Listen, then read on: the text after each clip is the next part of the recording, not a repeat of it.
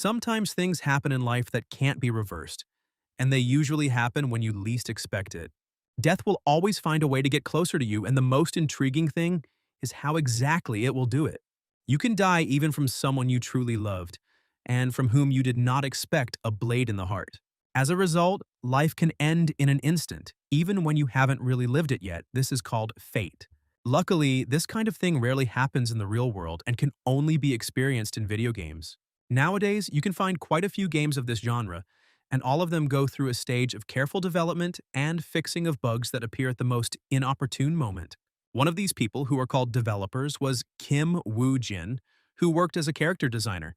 Woo-jin worked for a console game development company called REW, and since there was no place for console games in South Korea, the company's products suddenly became popular and eventually became known all over the world. The game that Woojin had just tested was a fairly high-budget game, and the company had now invested all of its funds and income into it. In other words, if anything goes wrong with this game, the guys working on it are in for a rough ride, to put it mildly. The essence of this game was that its difficulty and development of the story depended on the choice of the players themselves, and despite the single-player playthrough, it added artificial intelligence and story characters, which attracted even more attention. But the most outstanding thing about it is the abundance of different classes, such as knights, mages, explorers, demons, hunters, nobles, kings, and many others. Thanks to the updated set of roles, players are free to choose their position in the game, and in simple words, if the game blows up trends, the company will make a lot of money. Meanwhile, Woojin was working overtime, and the reason for this was quite peculiar. It's all about the main episode called Death of Decline, which was tested by Woojin, where Decline von Grahan Ukline, the head professor, appeared. Decline was one of the game's mid-bosses, also a villain, and there were countless attempts to fix the bugs due to possible plot branches with the main character. And finally, Woojin managed to kill him without a single mistake, and the cause of Decline's death was a knife wound inflicted by his bride. Woojin was happy that his hard work had finally paid off, and everything seemed to have been planned perfectly. Just as Woojin was about to go home to rest, a staff member named Inwoo Ara approached him and asked how the testing was going. However, she was not just an employee. In addition to being the head of the development team where Woojin worked, she was also his ex-girlfriend. They were together for 7 years, and all this time that they spent together was filled with real happiness. At the same time, they were slightly different. Woojin was extremely lazy by nature, and Era was a workaholic from birth. Thanks to her ambition and perseverance, Woojin was able to become a better worker. But in the end, they broke up, and Woojin blamed himself for this because despite the girl's efforts, he never changed. And 6 months later, Woojin found out that Ara had found someone else, which upset him greatly. So he didn't answer her question about how the testing was going, but only said that it seemed like everything was going well with her new boyfriend. Era was surprised at how quickly gossip spread in the company, and in the meantime, she answered Woojin that they were indeed doing well, although it was unpleasant for him to hear it. But Ara didn't just come to him to ask how the testing was going. She asked Woojin to correct something, since some details were changed again towards the end of the story. Woojin himself was not very happy with such changes, asking Ara if Decline could really be considered a boss, since he looked like some kind of weakling.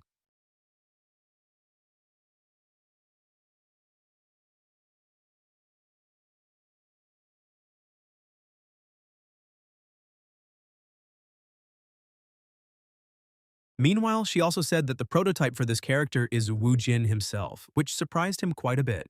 Ara asked him if he hadn't noticed how similar they were, like twin brothers, and that was also the reason why she always killed him as soon as she started playing.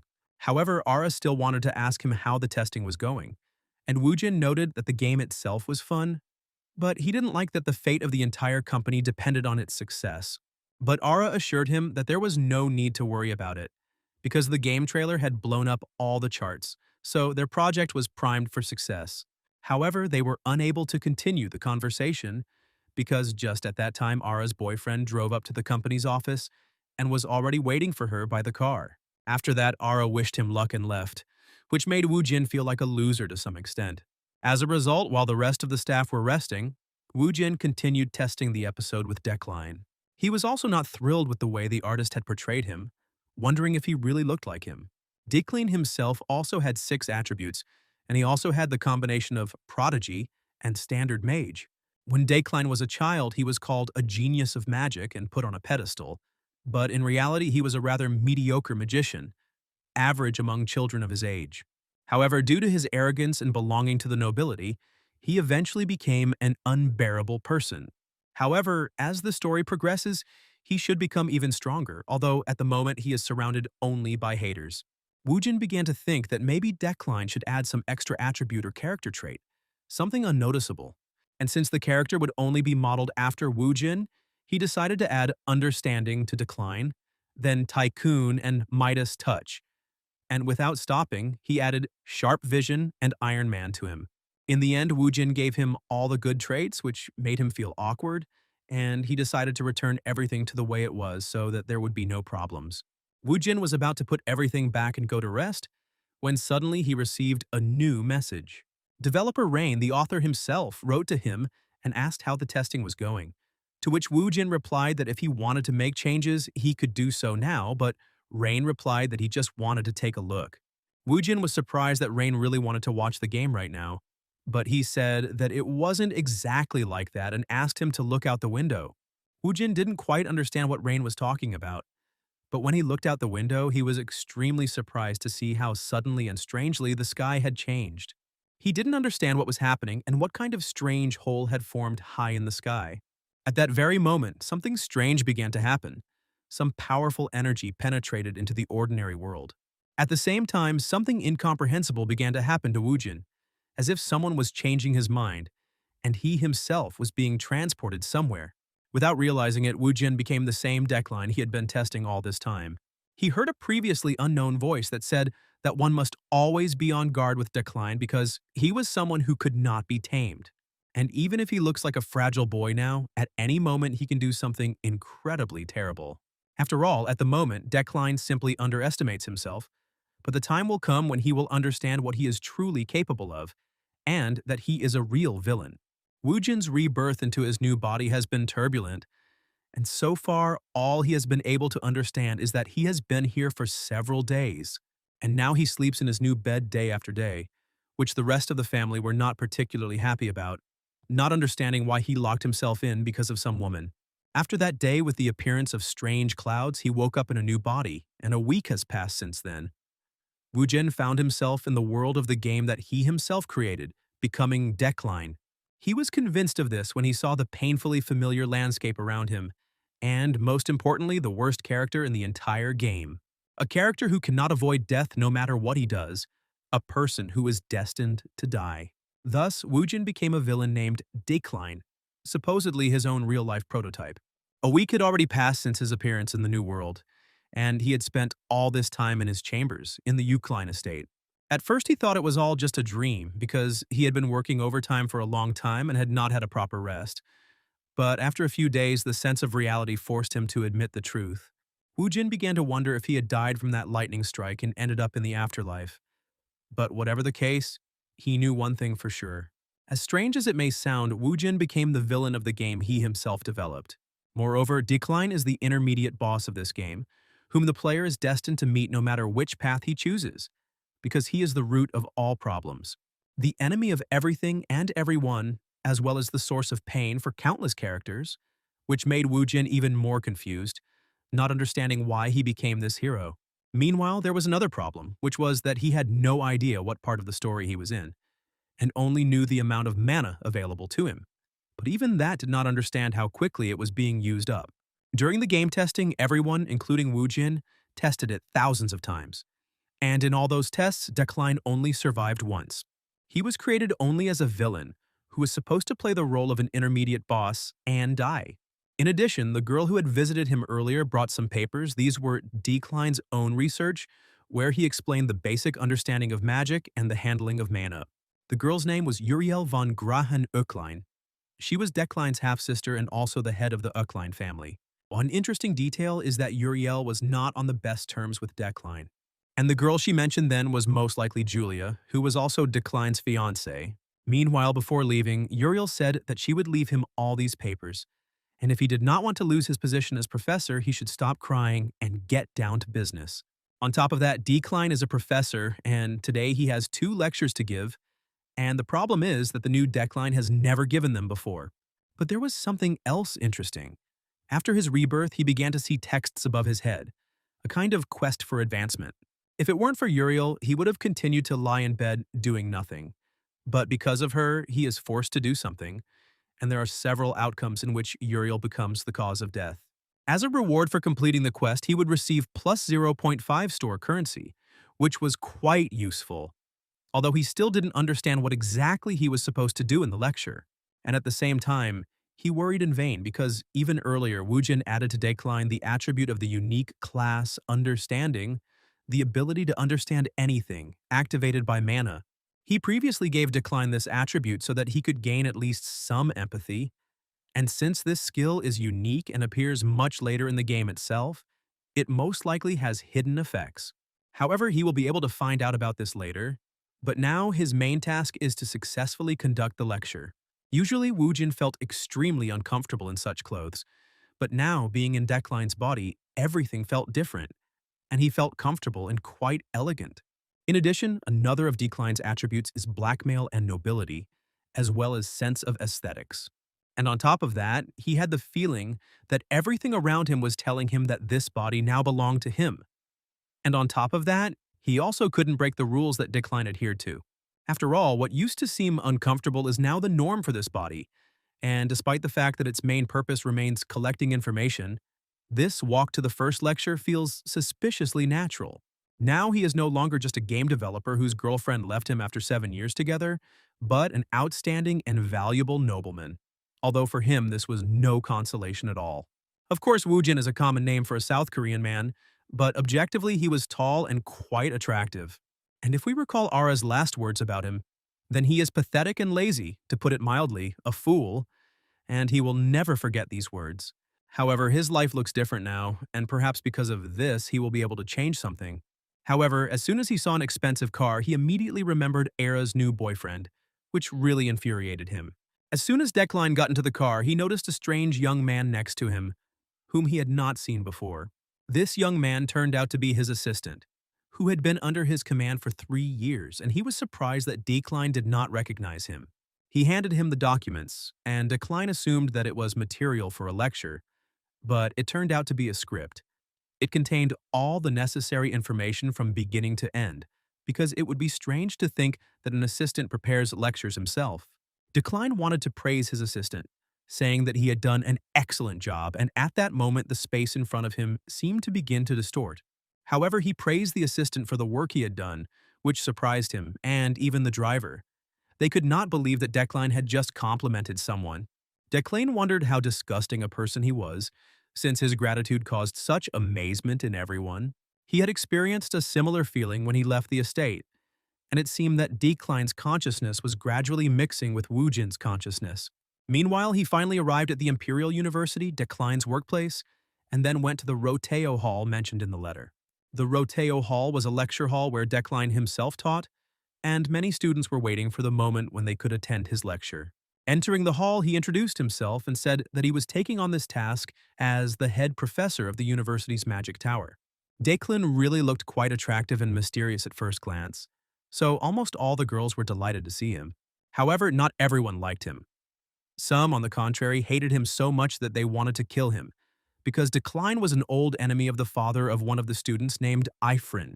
3 years ago, her father committed suicide, but before that, he spent many years doing research in the field of spell interpretation.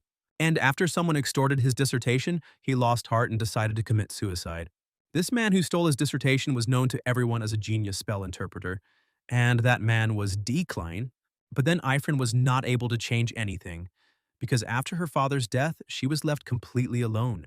Born into a noble family, she lost everything, including the family home and lands, becoming an ordinary orphan. Then she swore that she would certainly take revenge on Decline. And having made this oath, she entered the Imperial University, although it took a huge effort, because one of the professors there was Decline. And unlike the other students, Ifrin knew the whole truth about him, and understood that all his knowledge in interpreting spells was a lie, based on her father's discoveries.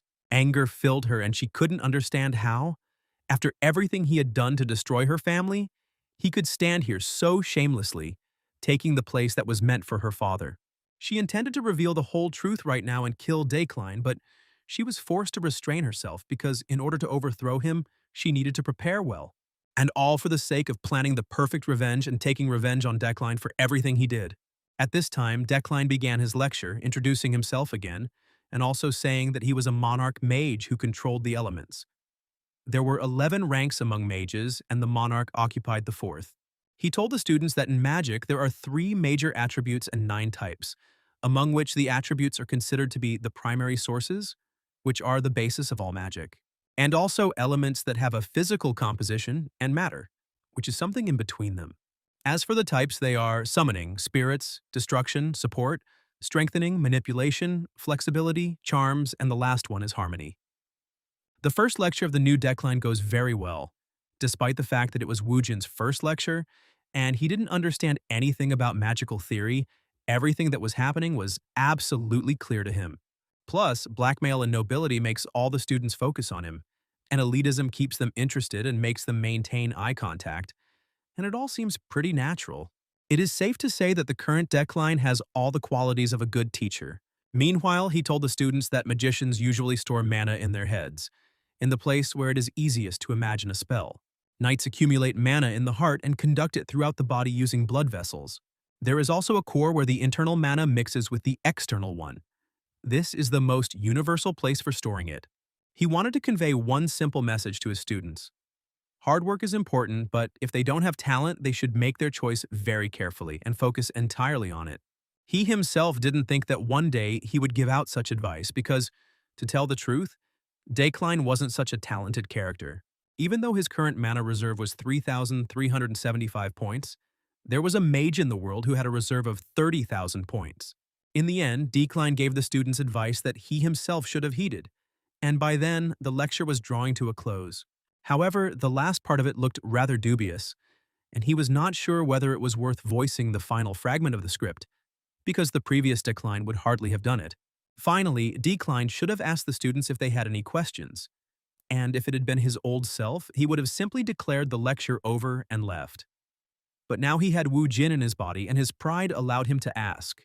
However, the students did not have any questions, which Decline was sincerely glad about. But this joy did not last long.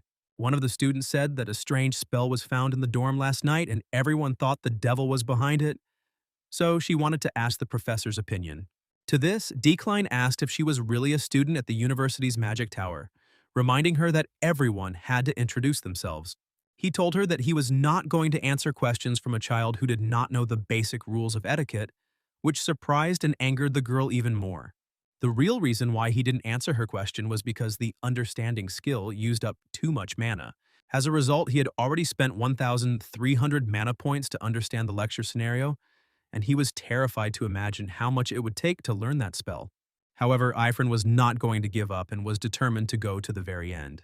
She asked Decline to stay for a while, explaining that the magic tower refused to analyze the spell, considering it to be just rumors. But she was sure that it was Decline who would be able to determine its nature, because now several debutantes, magicians of the lower 11th rank, were unsuccessfully trying to cope with it. After that, she cast a spell and asked him to interpret it, which cost Decline 1,715 mana. Decline explained to the girl that it was a barrier magic type of charm, and it seemed like someone was trying to catch her. After this, he announced the end of the lecture, simultaneously completing the side quest University Lecture and receiving a reward of 0.5 store currency. As soon as the class ended, all the students went to the cafeteria, but even while eating, Ifrin couldn't stop thinking about what had happened.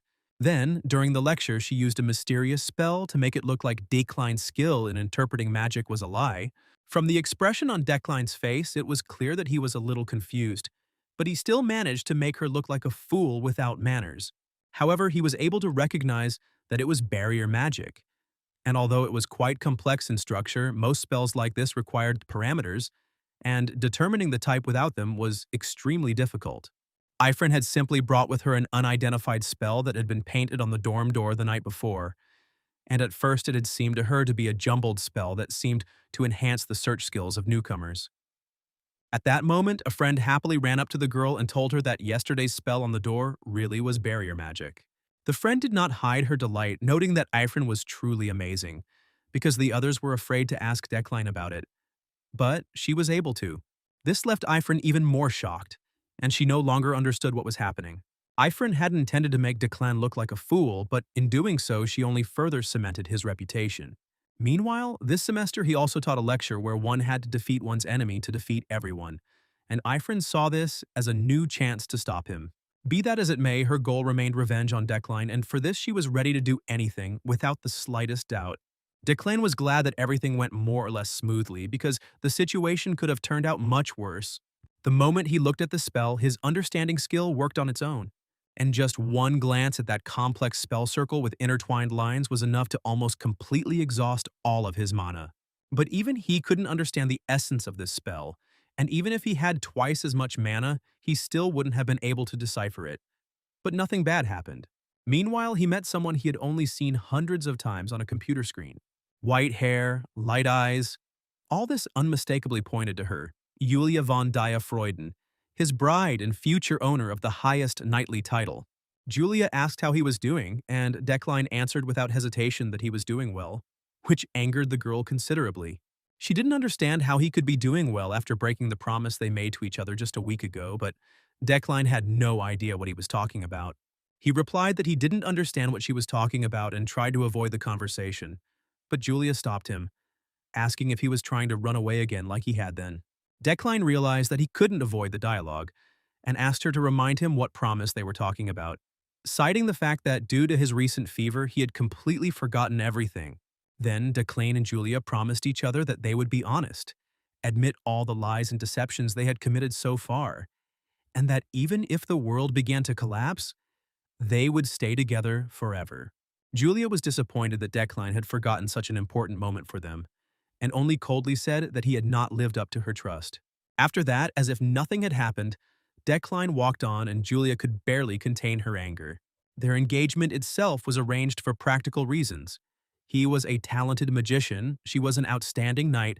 Such a union would benefit both families. The Juklines and the Freidens were two noble families, and no one objected to a marriage that was beneficial to everyone. Julia did not have any feelings for him, especially love, but she agreed, acting in the interests of her family. However, both families soon realized that in fact, Declan was not a talented magician at all, and it all turned out to be fiction. Perhaps he simply did not want to admit the truth, but by calling himself a genius of spell interpretation, he deceived the whole world and even managed to become a professor. After one incident, he stopped making any progress, but the Juklines and Freiden stubbornly tried to keep silent. Julia believed that it was because both families were afraid of being the subject of gossip, and no one wanted their weaknesses to become known to others. However, she could not come to terms with this, and although she was against marriages of convenience, she rejected even more strongly the lies that violated the principles of chivalry. Julia completely stopped understanding what was going on in the head of Declan, who first made vows and then without hesitation broke them and avoided the conversation. In this game, the Imperial University was considered the best, and the magic department was the strongest among all existing organizations. Roughly speaking, its Korean equivalent would be Seoul National University School of Medicine, and the Magic Tower would be Seoul National University Hospital. There were many beautiful places on its territory, a huge campus and well-kept buildings, which Wu Jin and his colleagues took care of day and night. This made him feel a little sad, because it would be much better to enjoy this place while being in the body of another person. At that moment, a young man ran towards him and, not noticing Declan, crashed straight into him. This young man turned out to be his assistant, and at first Declan thought his name was Zorro, but the boy's name was Alan. After that, they went to the office together, as Alan was in a hurry to hand over the list of sponsors for this year's new magicians. The thing is, the Magic Tower was like a research center from the real world, and money was needed to develop magic, and the professors supported promising newcomers. Looking through the list, Declan noticed one entry that stood out in gold, and the reason for this was the presence of the rare skill Magnate, an attribute of a natural financier with an unerring sense for profitable deals. In addition, the rare skill Sharp Vision was activated, designed to work in tandem with other qualities, allowing one to visualize intuition, attributes, mana points, and similar elements. As a result of the combination of these two skills, the selection of candidates was carried out very quickly and without any particular problems. However, one name shone brighter than the others. It was Ifrin Luna. She was one of the key characters in the game, And according to the plot, she lost her father because of decline. What surprised him most was that Ifrin didn't have a sponsor, and when he asked Alan about it, he replied that everyone was simply afraid of her. Even though Ifrin was quite capable and was able to enter the magic tower even without completing the academy, she remained an enemy of Decline, or rather, he of hers. Besides, if he leaves everything as is, he will eventually die and the game will be over.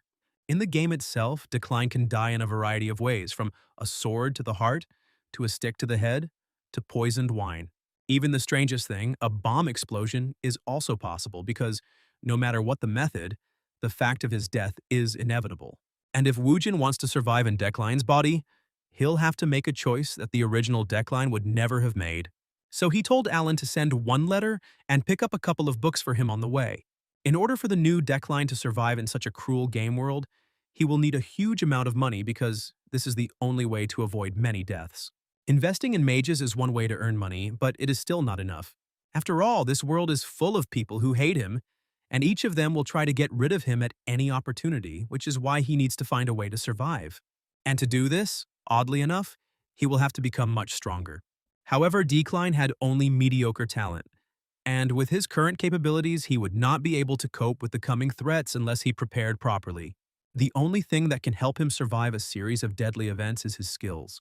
Despite his own claims, Decline is unable to control all four elements, but has the potential to manipulate earth and fire.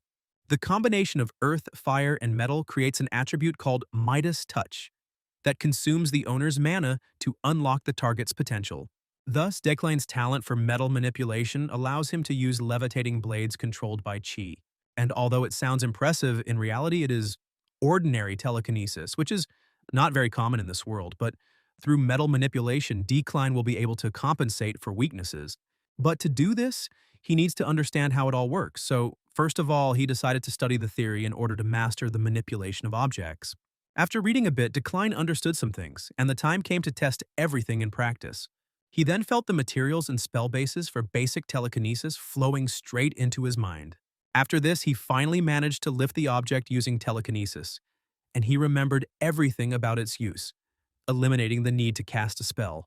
He couldn't even imagine that he would ever see with his own eyes what had previously existed only in the character settings. However, basic telekinesis alone is not enough, and even advanced telekinesis will not provide the required level of strength. That's why he started to think about what if he covered his entire body with magic circles, because here, the power of the circle directly depends on its area. Thus, if he studies his body with understanding, he will be able to apply magic circles not only to his skin, but also to his brain, heart, and even his inner core, enhancing his telekinesis. Of course, his body may be overloaded or suffer side effects, but thanks to the Iron Man attribute, which grants innate physical endurance, he will be able to endure. In this world, only he is capable of such a thing, and although he currently only has 800 mana points, this should be enough for a small experiment. And soon, everything around was again filled with a bright blue glow from which incredible power emanated. For Decline, it was a terrible pain that could not be compared to anything else, the feeling that every bone was broken and every muscle was torn. And yet, he had to endure it. He remained determined and confident without uttering a single groan, for such is the duty of a nobleman. In the end, it all ended rather quickly, and Decline used up all his mana, feeling extremely exhausted. Even though he failed due to lack of mana, he realized something. There was now a magic circle on his shoulder, and at this rate it would take about 2 weeks for the whole body. A whole month had already passed since the day of Decline's first lecture, and the first day of school had arrived, beginning with Professor Decline's class.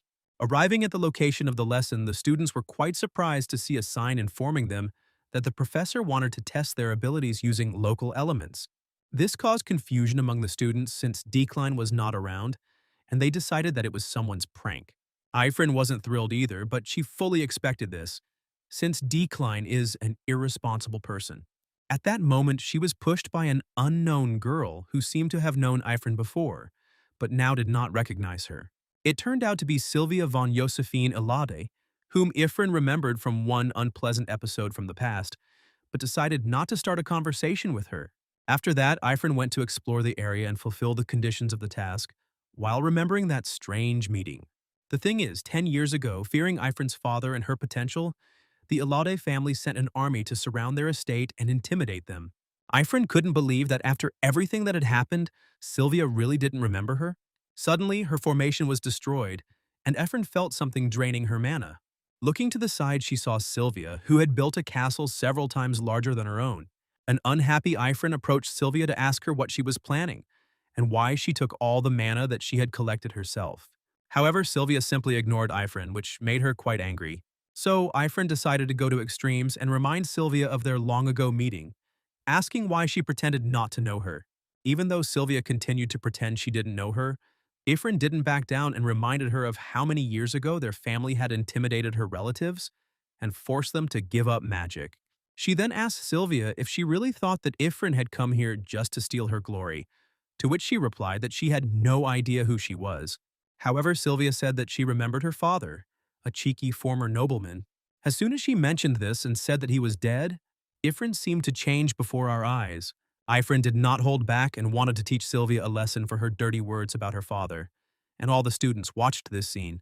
She then attacked Sylvia, who attempted to defend herself with a shield, and after their collision, a powerful explosion was heard. Sylvia begged to let her go, but Ifrin demanded an apology for insulting her father and was ready to kill her, if not for one thing. Suddenly, a strange light appeared in front of them, from which powerful energy emanated, and with each passing moment the mysterious circle drew closer and closer. It turned out to be a void formed at the site of the collision of Ifrin and Sylvia's mana, which began to absorb everything around. The boys ran away from her as fast as they could, but the emptiness exploded like a bomb. Ifrin tried to protect herself with a shield, when suddenly she noticed that everything around her had become unexpectedly quiet, and the emptiness had disappeared. At that moment, Decline appeared and stopped all the exploding debris right in the air. When Decline used telekinesis, the students' admiring cries were heard everywhere. Since they had just started training, they could not resist the beauty of this magic. It was the magic of amplification, the dazzling aspect of which could not be denied. After such a brilliant performance, Decline announced the end of the lesson and said that everyone could go free, except for Sylvia and Ifrin, who had caused all this commotion. After that, Decline went with them to the interrogation room to find out what happened. Professor Ratlin of the Faculty of Spiritual Studies and Professor Relin of the Faculty of Support were already waiting for them there. In addition to them, the chairwoman of the university's magic tower, Adelina Segaliane, was also present. Those present were quite surprised that someone dared to attack a lady from the Alad family, and were displeased that it was done by a commoner who had not studied at the academy. Relin noted that he had heard about how Professor Decline had been able to resolve the situation, and his words were confirmed by Ratlan. Decline understood perfectly well that all this was blatant flattery, because the professors had long been acquainted with high society, and the outcome of this trial was already predetermined. After all, Sylvia is the daughter of the influential Ilade family, and most likely no one will punish her. But Ifrin is a fallen noblewoman, practically a commoner, and it's not hard to guess whose side the professors will take. However, Decline was determined to change the course of this meeting. This was because, a little earlier, he noticed a strange crimson energy emanating from Ifrin, and thanks to his sharp vision, only he could see it. And this was a sign of the manifestation of the villain's fate. If Decline fails to change the outcome, he will be one step closer to his own death. However, the disciplinary meeting got off to a bad start, to put it mildly. An angry Relin demanded that Ifrin explain why she had started a fight at the university. However, no matter how much Ifrin wanted to, she couldn't answer this question. The thing is that right now Decline, her main enemy, was watching her, which is why she couldn't voice the true reason. Ifrin was sure that Sylvia had deliberately insulted her father, but she couldn't say it in front of Decline. This made Relin even more furious and asked if she had simply decided to take her anger out on Sylvia. Sylvia explained that she accidentally destroyed her work during class, which caused the altercation. Her words only made Ifrin's situation worse. Relin was furious that a commoner would start a fight over such nonsense, especially if Sylvia did not do it on purpose. Following this, the question of Ifrin's expulsion from the university for inappropriate behavior was raised. Ifrin could no longer bear this stream of accusations. At a regular disciplinary meeting, all the indignation fell on her, and she could not object. Plus, she had no one to stand up for her, which made her hate Decline even more. Adelina agreed with the opinion of the others, but still wanted to hear out Decline first, since he was directly involved in the incident. Hearing this, Ifrin finally lost hope of staying at the university. However, she was very surprised when the first thing Declan asked Sylvia was whether she really believed that she was not to blame for what happened. This question surprised even the professors, and no one could understand where it was leading. Decline added that it was obvious to him that either Sylvia wanted to prevent the incident but did not do so, or her abilities were greatly exaggerated and she simply could not intervene. After this, Sylvia admitted that she really didn't stop her because she wanted Ifrin to get more punishment. At this time, Ifrin was perplexed, not understanding why Decline was questioning Sylvia instead of her, since no matter how you look at it, she was the one to blame. Relin also decided not to remain silent, saying that it is not the one who defends himself who is to blame, but the one who attacks. Decline replied that if the context is so important to him, then he can also be considered the culprit of this incident, since he was the initiator of the lesson. Ifrin completely stopped understanding what was happening and why Decline stood up for her, and even refuted the position of the professor who sided with Sylvia. Was Decline really trying to protect her now? However, Adelina intervened in the argument between the two professors, saying that it was common for children to quarrel as they grew up, and besides, they had only just become debutantes, so instead of looking for the culprit, she suggested closing their eyes for the first time. After which, Relin expressed his admiration for Decline, saying that he expected nothing less from him. He analyzed the situation perfectly. Decline ignored his words and was about to go about his business when suddenly someone asked him to wait. That someone, oddly enough, was Ephraim. She wanted to ask Decline if he remembered Luna's family and her father. Then did he know that it was because of him that he suffered for the rest of his life until he decided to commit suicide? Despite all of Ifrin's expectations, Decline said that she shouldn't waste her potential on something that was in the past, so she didn't have to ask that question. This made Ifrin even more uneasy because, as she thought, Decline knew both her and her father, otherwise there was no other way to explain his decision to help her out in such a way, and he must have simply felt some kind of responsibility. Ifrin began to think that perhaps he was doing this only out of pity for her. In some ways it was a relief to her because Decline had not forgotten her and still remembered her, and that was enough for her, at least for now. Decline for successfully completing the quest. The fate of the villain. Overcome the variable of death received as many as 2 store currencies. Sylvia also told her father, the head of the Alade family, a third-rank Esper mage, the famous Giltheon von Ludwig Ilade, about what happened during the class at the university. Giltheon noted that his daughter had nothing to worry about because even if Ifrin had talent, she still missed her chance. But Sylvia didn't think so. What happened reminded her of how they first met, 10 years ago during the entrance exam to the academy. Then everyone was surprised that they both had Archmage-level talent, which caused a huge commotion. This is because Archmages are at the pinnacle of the magical world, for which they have received the nickname Eternals, creatures that even the Emperor himself cannot compare with. Those who manage to reach this level are called Archmages, and their names are written into the history of the continent. However, according to the established rules, there can only be 3 Archmages in one era. Their type or specialty does not matter at all because among mages, this rule remains unchanged. At the moment, apart from Demerkin's seat, there are 2 seats left vacant, but one of them will most likely go to Adelina. In other words, Sylvia, the heir of the Ilade family, and Ifrin, the heir of a collateral branch of their family, had to compete for the remaining spot. Even though Sylvia's father didn't explain anything to her, she understood everything without words. That day, Sylvia learned that the Ilade family had trampled the Luna family just because of her. This was done in order to secure her place as an Archmage, and Sylvia herself was not against it. However, the words and thoughts about Ifrin did not give her peace, and she did not understand whether she would bother her again in the future. Meanwhile, her father also asked her to be wary of Decline because he is not as simple as he seems at first glance, and all they know about him is that he was called a child prodigy in his childhood. Sylvia herself understood that Decline needed to be watched out for, because during the skirmish with Ifrin, he had seen through her trap. She was sure that at that moment she had made Ephraim's mana disappear, and also set up a trap that would explode upon contact with her mana. And the stronger her blow was, the more trouble she would get into. But Decline saw through her plan right away.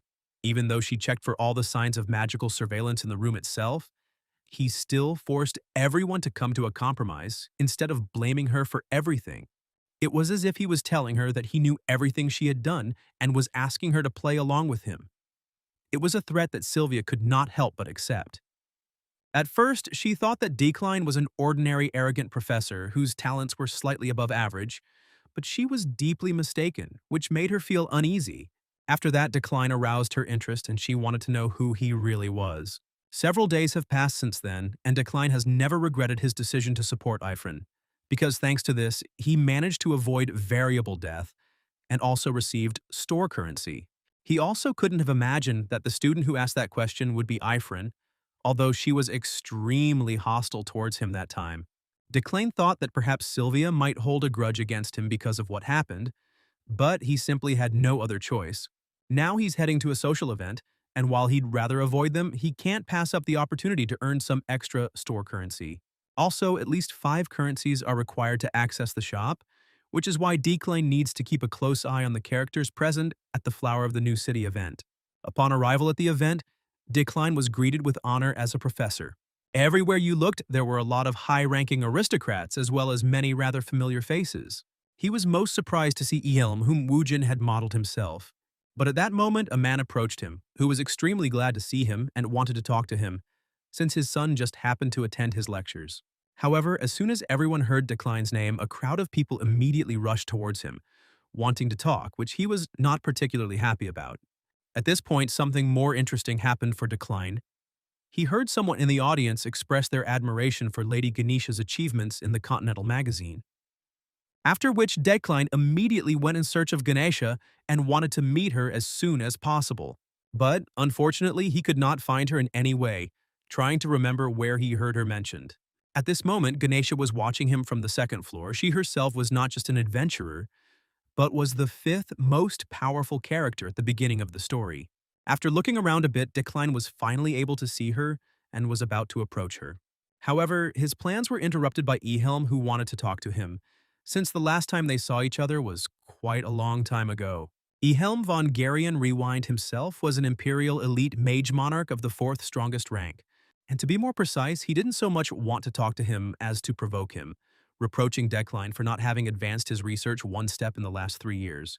Ehelm was once a colleague of Decline's at the university, and they were once close.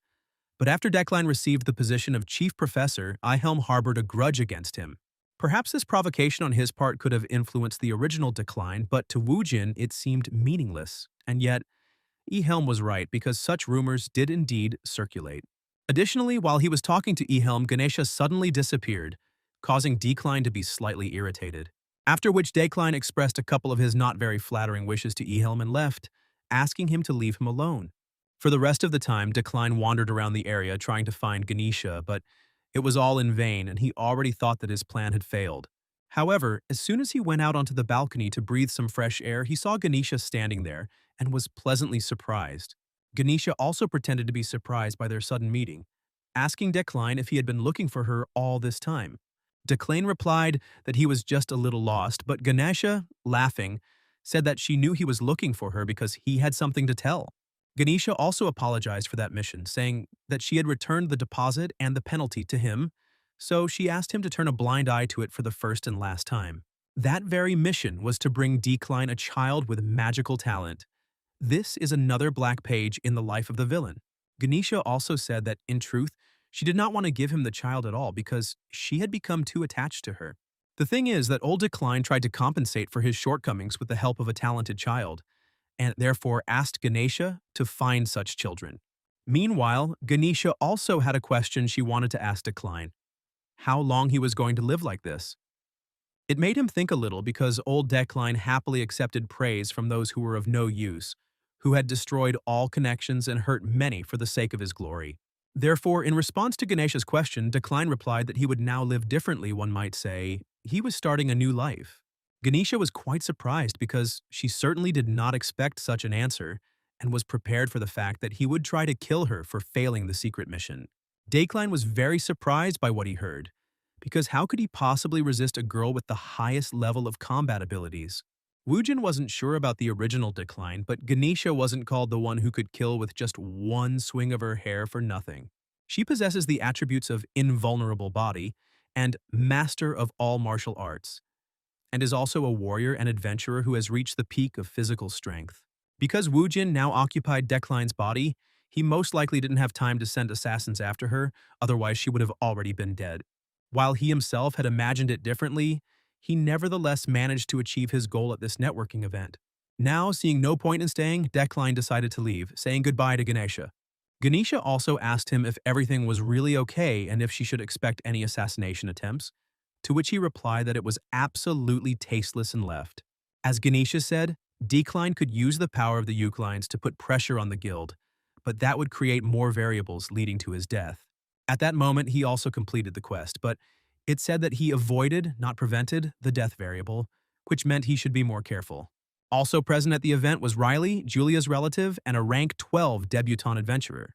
At this time, she tried to persuade Julia to take a walk around the area with her, but she refused, saying that she didn't want to come there in the first place.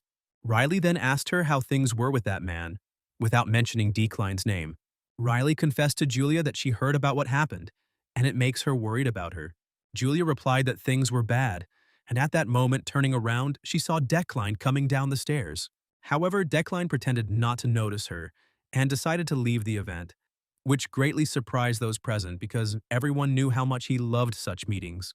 Moreover, no one could help but notice that he did not even look in the direction of his fiancée, Julia, which gave rise to new rumors.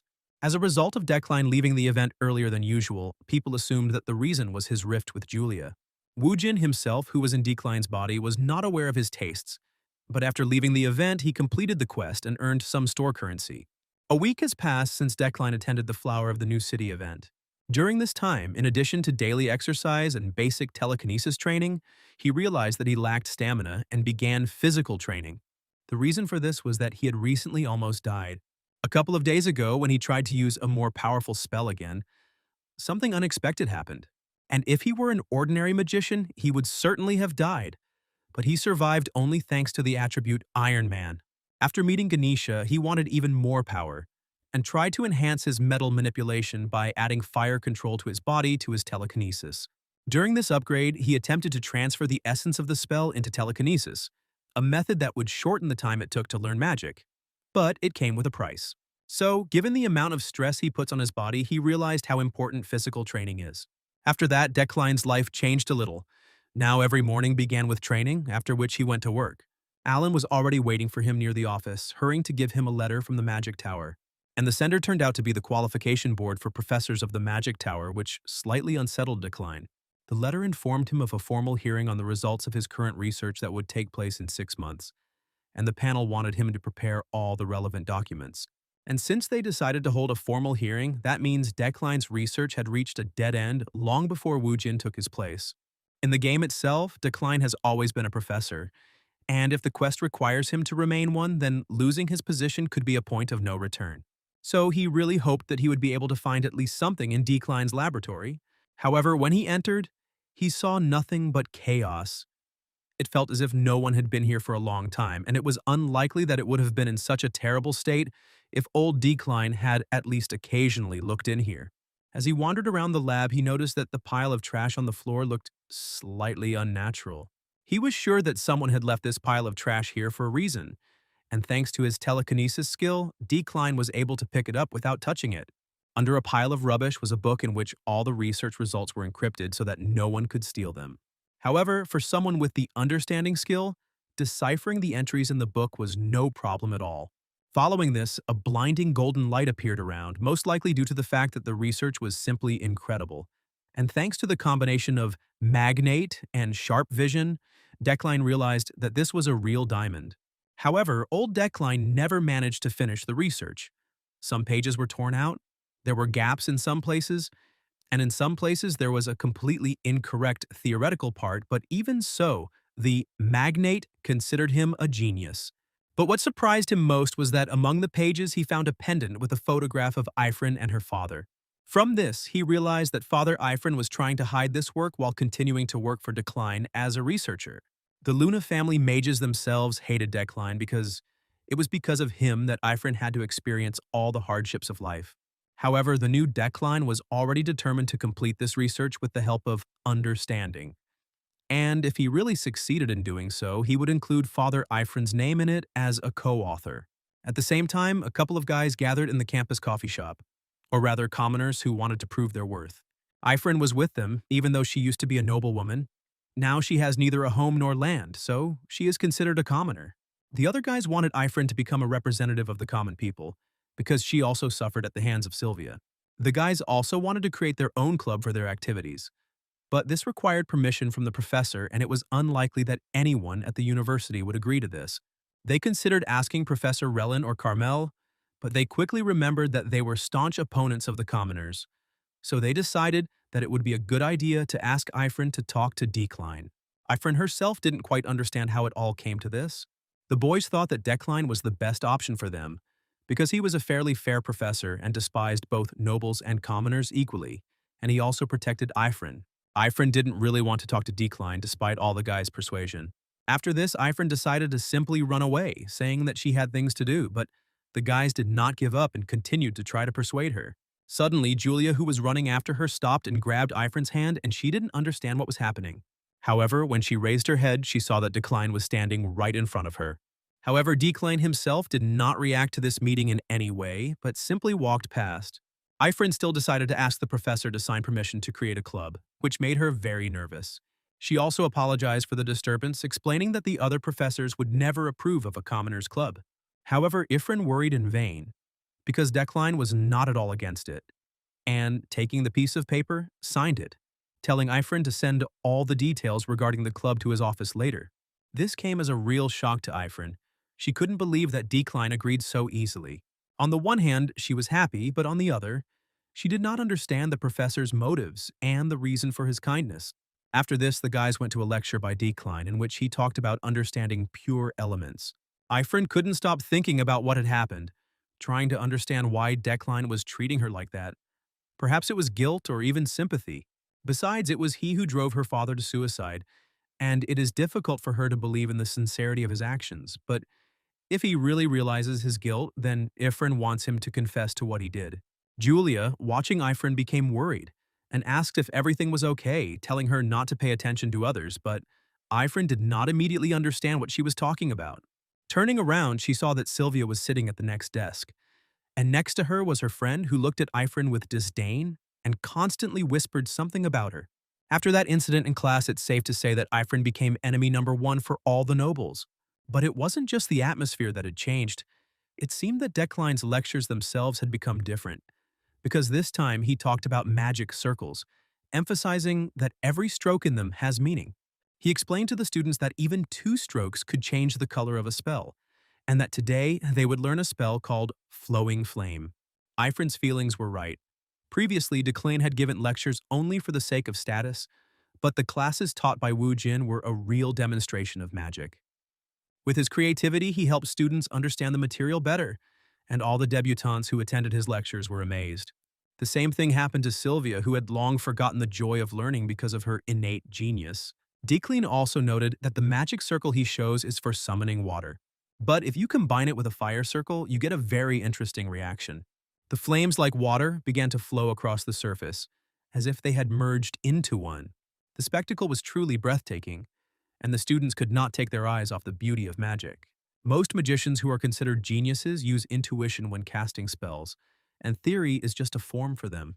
And if all magicians relied only on theory, the magic of this world would become formulaic and monotonous. This is quite logical, because if you get too hung up on theory, there will be no time left for the magic itself.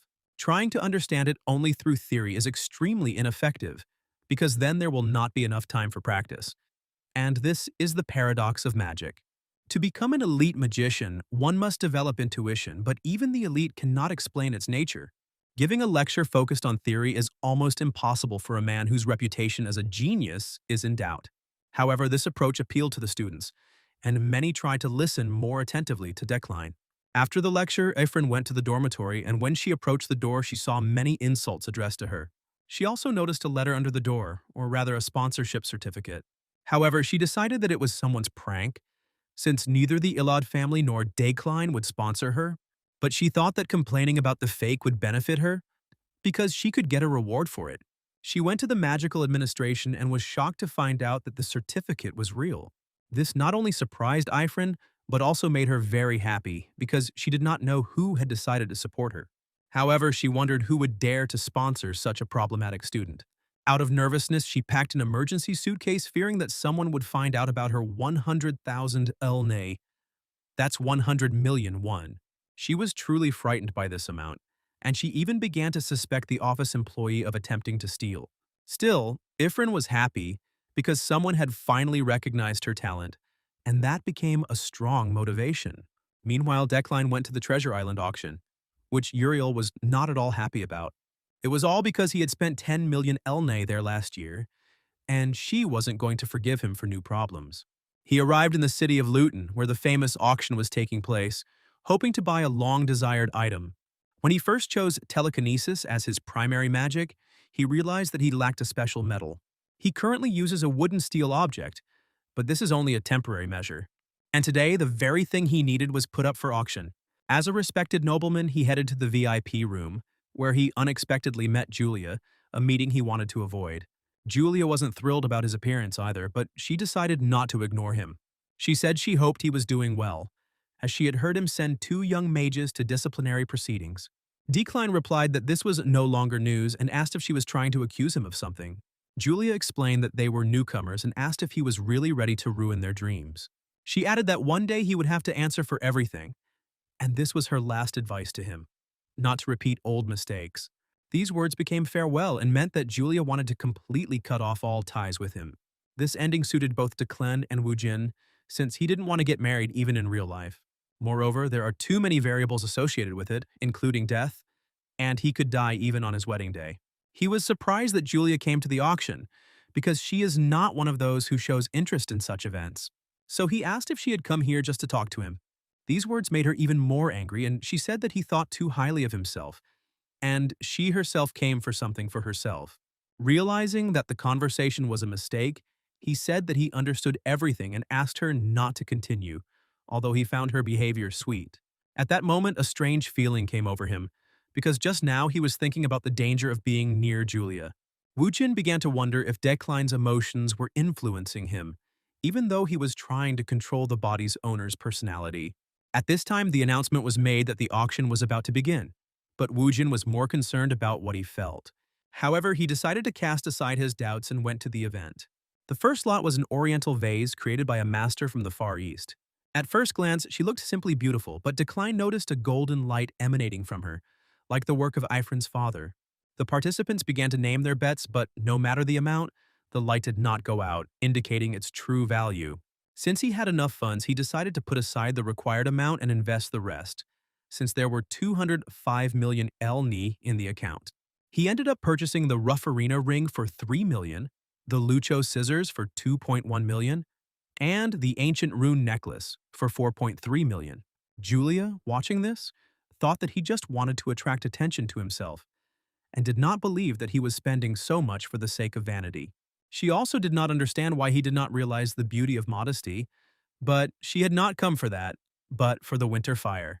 After some time, the final lot came, which turned out to be Winter Fire, an ore used to create many of the best swords in the history of the Empire. More precisely, it was a Snowfire stone that both Julia and Decline were aiming at the same time. This is because the Snowfire stone is one of the 10 rarest metals in this world. It is used to create weapons and contains both cold and heat energies. The only thing better suited for making swords than this metal are legendary materials like dragon bones. Therefore, the Snowfire stone is the highest quality material available to Decline that he can obtain. However, he was not the only one who thought so, because Julia was also determined to get this stone. After this, the participants began to announce bets, and Julia, number 1089, offered a price of 30 million elni. With no one daring to outbid her, the host was about to announce the victory of participant 1089, and Julia was beaming with joy. But suddenly, participant number 777 offered 31 million to Elnay, and strangely enough, it turned out to be Decline. Julia became even more angry with him, no longer able to ignore his behavior. At the same time, she did not understand why Decline was doing all this. Did he really want to attract her attention? The stakes rose to 33 million Elnay, and the man next to Decline asked if he was going to give the stone to his bride. He said it would be romantic, but he should still let her buy the gift herself. Only now did Decline realize that all this time he had been competing with Julia. He realized that the stone could be important to her, and if he bought it, she might hold a grudge, but still, he needed the stone too. This is the first time this stone has appeared at auction in 3 years, and it is not known when the opportunity will arise again. So even though it was a risk, he decided to go to any lengths to get the Snowfire Stone for himself. As a result, the new owner of the Snowfire Stone was declined with a final bid of 42 million elni. The other participants discussed what had happened, deciding that Decline had bought the stone specifically to give it to Julia. But Julia was unhappy with both the rumors and the outcome, and was extremely angry because it reminded her of the events of last year. Julia values modesty, and Declan loves everything flashy and that which attracts attention. On the day of their engagement, he showered her with jewelry, and that day became the worst day of her life. It was as if he wanted to force her into marriage and make her acknowledge his superiority, which only increased her disgust and fear. And while Decline felt like a king, confident in his gesture, Julia saw only humiliation in this luxury. That's why she simply walked out of that room that day, thus breaking off the engagement. But it didn't end there. Dirty rumors soon began to spread that she was only with him for the sake of profit. Then Julia immediately understood who was behind this, and she could not return to such a person, much less fall in love with him. She was about to leave the auction when she suddenly saw Decline heading towards her and was slightly surprised. Decline calmly asked if she also wanted to buy the Snowfire Stone. This question only made her angrier, and she couldn't believe that even after everything he continued to tease her. However, instead of mocking her or offering to come back, Decline simply apologized to her. Julia couldn't believe her ears. Had the arrogant Decline just apologized? After that, he immediately left, and Julia began to wonder what exactly he apologized for the stone or something else, because the Decline she knew did not apologize. These thoughts did not leave her, but she did not dare to ask him directly, because her older sister was already waiting for her. It was Josephine, the eldest daughter of the Freyden family, who had just arrived at the auction to pick up Julia. Decline, returning home, also thought about what happened, especially the fact that Julia was furious, but the death variable never appeared. And Woojin was curious about how much Julia hated Decline, if she even decided to kill him. When he entered the estate, he was surprised to see how worried all the servants were. The reason for this was the appearance of Uriel, who was very angry at Decline. She demanded an explanation as to why he had spent all this money, since it was intended to pay for the mines, and he himself had promised not to touch it. At that moment, Decline realized why he had so much money and realized his carelessness.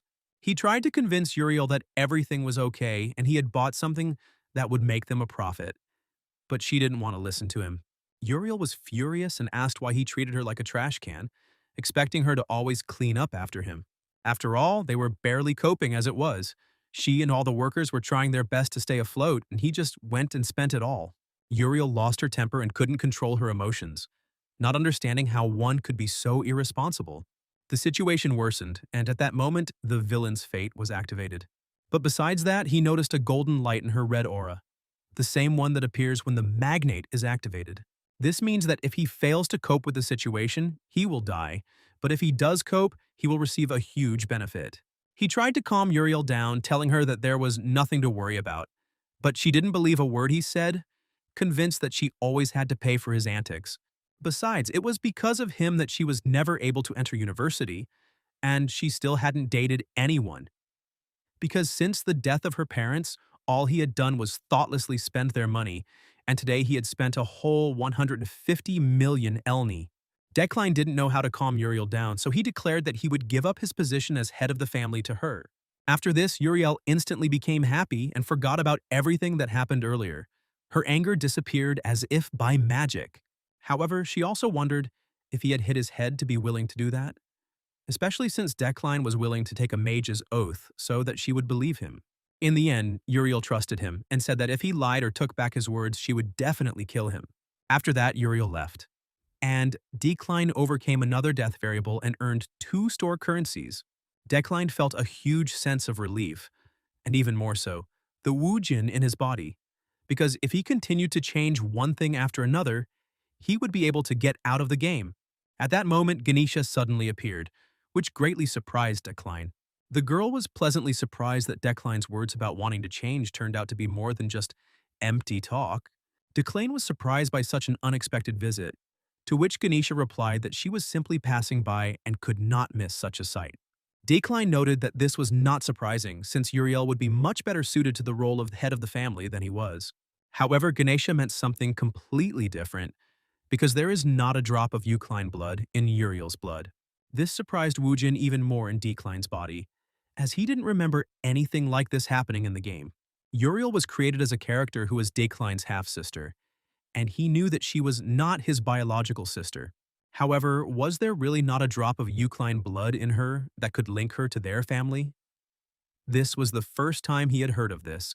Ganesha asked Decline if he was sure of his decision, since he was the one who asked to find out if they were blood relatives. Understanding what was going on, Decline replied that no matter what, Uriel was still the same Uriel, which surprised Ganesha even more.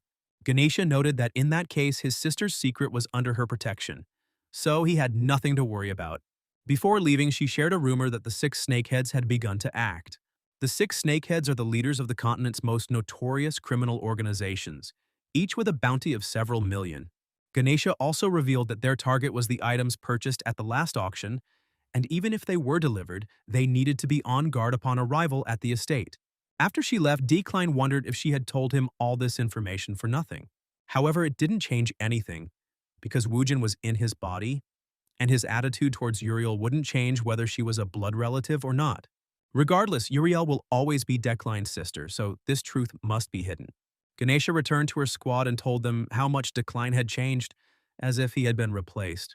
She admitted that after such speeches, even in such a scoundrel, you begin to see a person. To which one of the members said that she simply cannot resist handsome men. Ganesha didn't like this opinion. A small fight broke out between them. At that moment, Riley came up and asked if humanity had really appeared in Decline. Ganesha noted that there was no need to look after him now, and wanted to ask if he was still looking for a magical slave, but it seemed he was no longer looking. Meanwhile, the Red Garnet Adventure Group continued on their journey. In addition, Ganesha asked the squad to keep the secret regarding Eucline's family a secret. The next day, Decline finally opened the system store, but he still didn't have enough currency to buy anything useful. The system store allows you to use currency to improve characteristics, and you can strengthen not only your own but also other characters. There are a few ways to use the system shop, and by mid-game there will be 6 of them. It's not that the player can only use the shop once per level, and the fact is that with each increase in level, the currency required is twice as much. Decline's routine already includes daily training, practicing physical skills, studying levitating blades controlled by chi and the like. But compared to famous villains, he still lacks strength. And now he desperately needs mana quality improvement. At this time, Alan came to his office and brought a fresh issue of a magazine for wizards. There was a note about the search for Lockhart, a mage killer who was seen on the outskirts, so the mages urge residents to be careful. Lockhart poses the biggest threat to the mages in the first quarter of the game, and his appearance has alerted Decline. However, he didn't pose much of a threat to the current Decline, so he didn't worry.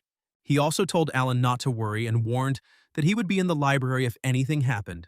Before leaving, he asked Alan if he wanted to become a junior professor, and Alan, of course, answered in the affirmative. This surprised Alan greatly, since Decline had previously said that he was not talented enough for such a position. In a sense, this was true, but since a letter had come from the university demanding that a junior professor be chosen, Decline decided that it would be Alan, and handed him a bracelet with the Eucline emblem. Alan was extremely grateful, as he had excellent skills in organizing paperwork and running errands, so he would definitely prove useful. The previous assistants could not stand Decline's cruelty and ran away from him, but Alan, on the contrary, continued to carry out all his orders. And who knows, perhaps he too was already planning to run away. In addition, he gave the young man some money, saying that today he could leave early and buy himself something for dinner. Alan was simply delighted by how much Decline had changed recently, as if he had become a completely different person.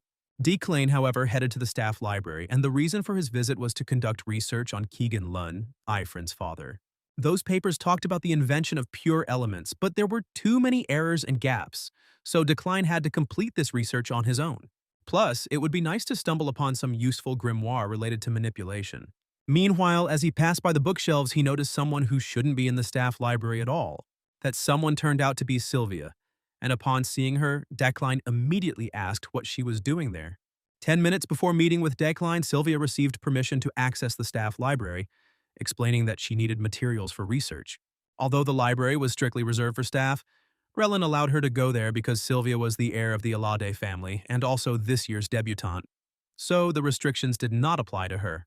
Sylvia studied languages and literature as a hobby, and came to the library specifically to find materials that combined both topics. The novel she found was written in Etnel, the language of the elves, and after their disappearance, its value increased, making books in Etnel very rare. It was for this reason that Sylvia decided to visit the staff library, and, of course, she didn't think that she would run into Decline in such a place. Decline asked her if one meeting with the disciplinary committee wasn't enough for her. Sylvia replied that she had come in search of one specific document and had received permission from Professor Relin in advance. To this, Decline said that this would mean that Relin ignored the university rules, and the librarian simply turned a blind eye to it, in which case they would also deserve punishment. Meanwhile, he also became curious about why Sylvia had come here, and realizing that it was an Etnel affair, he asked if that was really why she had broken the rules. Sylvia was pleasantly surprised that he knew about this language, but then she came to her senses and said that she was simply interested in literature and languages. After that, Decline gave her the book back and said that he would turn a blind eye to it, but only this once. However, if she came here again without permission, she would be subject to disciplinary action. So if she really wanted those books, she should send someone else next time. Declane's words made Sylvia feel uneasy because he had just directly humiliated her. Sylvia didn't understand what all this conversation was about because she just wanted to understand the elves through novels written in Etnel. She also wondered how he was able to read the Etnel, as the elven language was extremely fickle, making it difficult to read. After this, the students and several professors went to practical training. Relin was surprised at how skilled the children were, and Ratlin added that they looked calm, as if even the darkness was no threat to them. The training took place on the Dark Mountain, which is located near the university. This mountain is of great importance to the Magic Tower, and there is strict security control here. The forest here serves both as a training ground for practice and as a rich repository of magical materials. Because of this, the area is at high risk of attacks from animals and poisonous creatures, forcing the tower to install multiple barriers and keep professors on duty. Relin, meanwhile, noted that they still hadn't decided who would be on duty this week, to which Decline replied that he would take care of it. Besides, he received the side quest, The Darkness of the Magic Tower, and felt that something was calling him, which is probably why the quest appeared. So Decline was looking forward to what would happen on this mountain, which at night turns the game into a real horror. 9 hours later, the guys from the Commoners Club gathered at a cafe near the Magic Tower to have a bite to eat. And this time, Ifrin treated everyone who wanted to, which seemed strange, and many became interested in where she got the money. Julia told the boys that she had already submitted a plan for the creation of their club, so it should be approved soon, and this could be considered the first official meeting. They also discussed the practical training taking place on Dark Mountain, where as many as 50 people had signed up despite the many incidents that had occurred there. And suddenly the guys felt a strange pressure, and a bright red light appeared around them, along with an incomprehensible sound. Ifrin, hearing as if someone was calling for help, ran headlong into the forest near the Mountain of Darkness. As a result, as if under hypnosis, she found herself, without realizing it, in the very depths of the forest. Although just a moment ago she was at a cafe. Hearing the voice, she ran towards it, but ran into not a person, but a monster, although she did not immediately realize it. Suddenly, everything around changed again, and the monster began to bleed. However, Ifrin was not afraid, and deciding that someone was attacking them, decided to respond with a blow. But at that moment, Decline appeared in front of her, and she was even more surprised. Ifrin asked him if it was really he who attacked the girl, and how dare he attack a civilian. Decline told her to take a closer look, because this monster didn't look like a human at all. After some time, the girl's body changed dramatically and a bloodthirsty monster appeared in front of them. Ifrin was most likely here due to an illusion created by the demon, and Decline told her to leave immediately. As a result, Decline was ready to fight the monster one-on-one, and since there was no one nearby, it could be said that he could untie his hands. The demon, having lost his prey, went into a rage but still could not reach Decline. Of course, the monster did not give up and continued to try to hit Decline, but it was all in vain.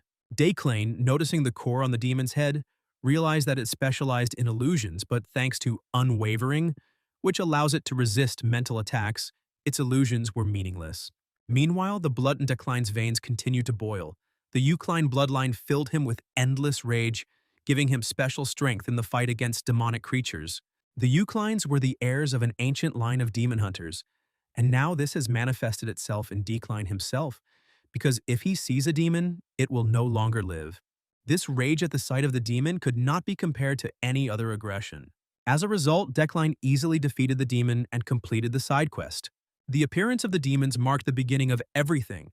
It was a signal that the game without a player had begun. After everything that happened, Ifrin woke up in the hospital, which surprised her greatly because she had forgotten what had happened. She was immediately told that a demon had appeared on Mount Darkness the previous night, and that she had fallen under its spell, losing consciousness. A little later, she was taken to the hospital, and because of the demon, the passage to the mountain was blocked, and the magic tower began to investigate the incident. However, the most unpleasant thing for Ifrin was that it was Professor Decline who saved her. Besides, 36 hours had passed since she had been admitted to the hospital, and it was Wednesday, which meant she was late for Decline's lecture. However, having run in a hurry, Ifrin still managed to arrive on time, and seeing that everything was okay with her, Julia and the other guys were very happy. After a while, Decline entered the classroom, and with him, Alan, whom the students had not previously met. Before the lecture began, Decline introduced Alan to the students, saying that he had now been appointed the new assistant professor, after which the students became curious as to whether Decline had ever really had an assistant, with his character. The benefit of becoming an assistant professor was that the student was eligible to be assessed for a professorship, and Decline would never do that just like that. Ifrin was of the same opinion, because that was why her father remained an assistant at 30 years old, without becoming an assistant professor. The girl became curious as to why Decline suddenly decided to promote this unknown boy. Meanwhile, it was time for the lecture, and this time it was practical. The students had to solve 3 problems in 3 hours. Ifrin, however, continued to think about what her father meant to Decline and why he hadn't given him a chance, leaving him to rot. She asked herself this every time she looked at the bracelet her father had left behind, and which served as a vessel for her material magic. She also didn't understand why he was suddenly so nice to her.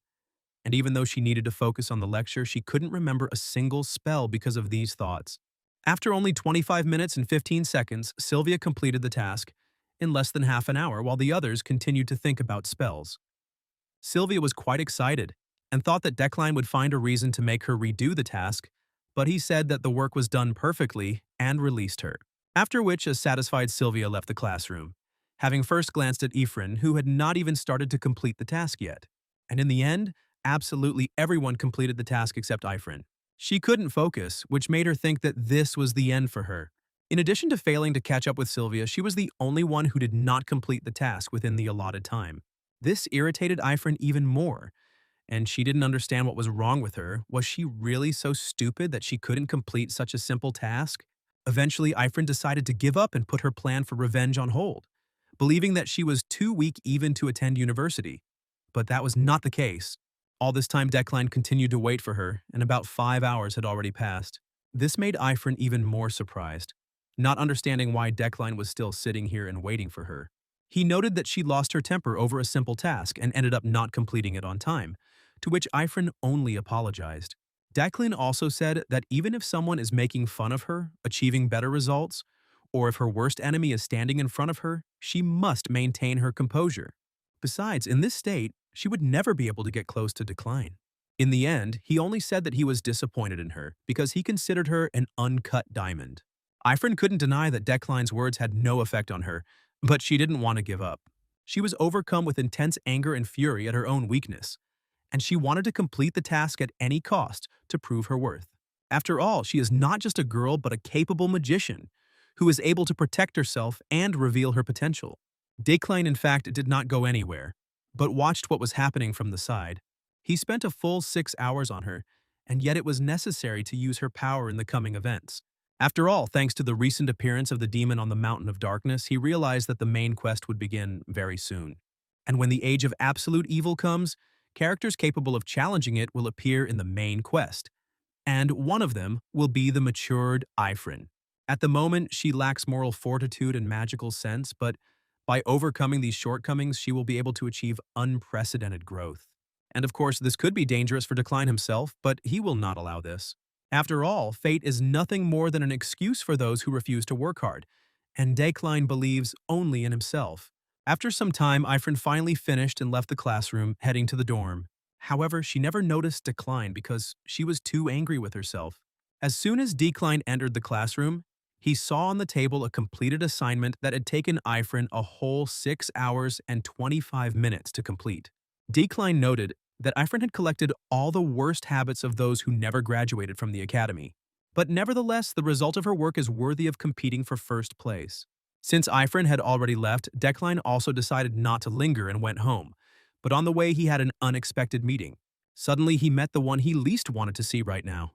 It was Zeit von Bruggen Freuden, the current head of the Freuden family and also Julia's older brother. It was he who pushed for the engagement of Decline and Julia. But more importantly, in terms of pure strength, he surpasses even Ganesha, which is why he ranks third, and this character is known for his incredible fighting power. Decline began to wonder why Zeit was looking for him. Did he really want to take away the Snowfire Stone? If this is the case, then the situation can be considered a variable death, because at the moment, Decline will not be able to oppose him with anything. Zeit noted that he was glad to see Decline, as he had begun to worry about rumors that things were not going very smoothly between him and Julia. He himself came to him to invite him to a dinner party, if of course Decline didn't mind. Decline replied that he had no objection, which Zeit was undoubtedly pleased about, saying that he had always liked his decisiveness and that the chosen restaurant would definitely be to his taste. Despite Zeit's outward friendliness, something about him frankly frightened Decline.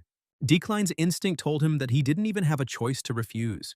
After all, for Zeit, family is the highest priority, and it's scary to imagine how he will react if Decline becomes the reason for the disruption of his plans. The next day, Zeit also tried to invite Julia to a dinner party with Decline, but she was against it. She stated that they hated each other and that she was busy training knights and simply did not have time to meet. Zeit asked if she was still upset with him because of the Snowfire Stone. No matter how hard he tried, Julia could not be convinced, but Zeit did not give up, claiming that Decline most likely bought the metal to give her a sword. To which Julia replied that if Decline really gave her the sword, she would immediately announce the dissolution of the engagement.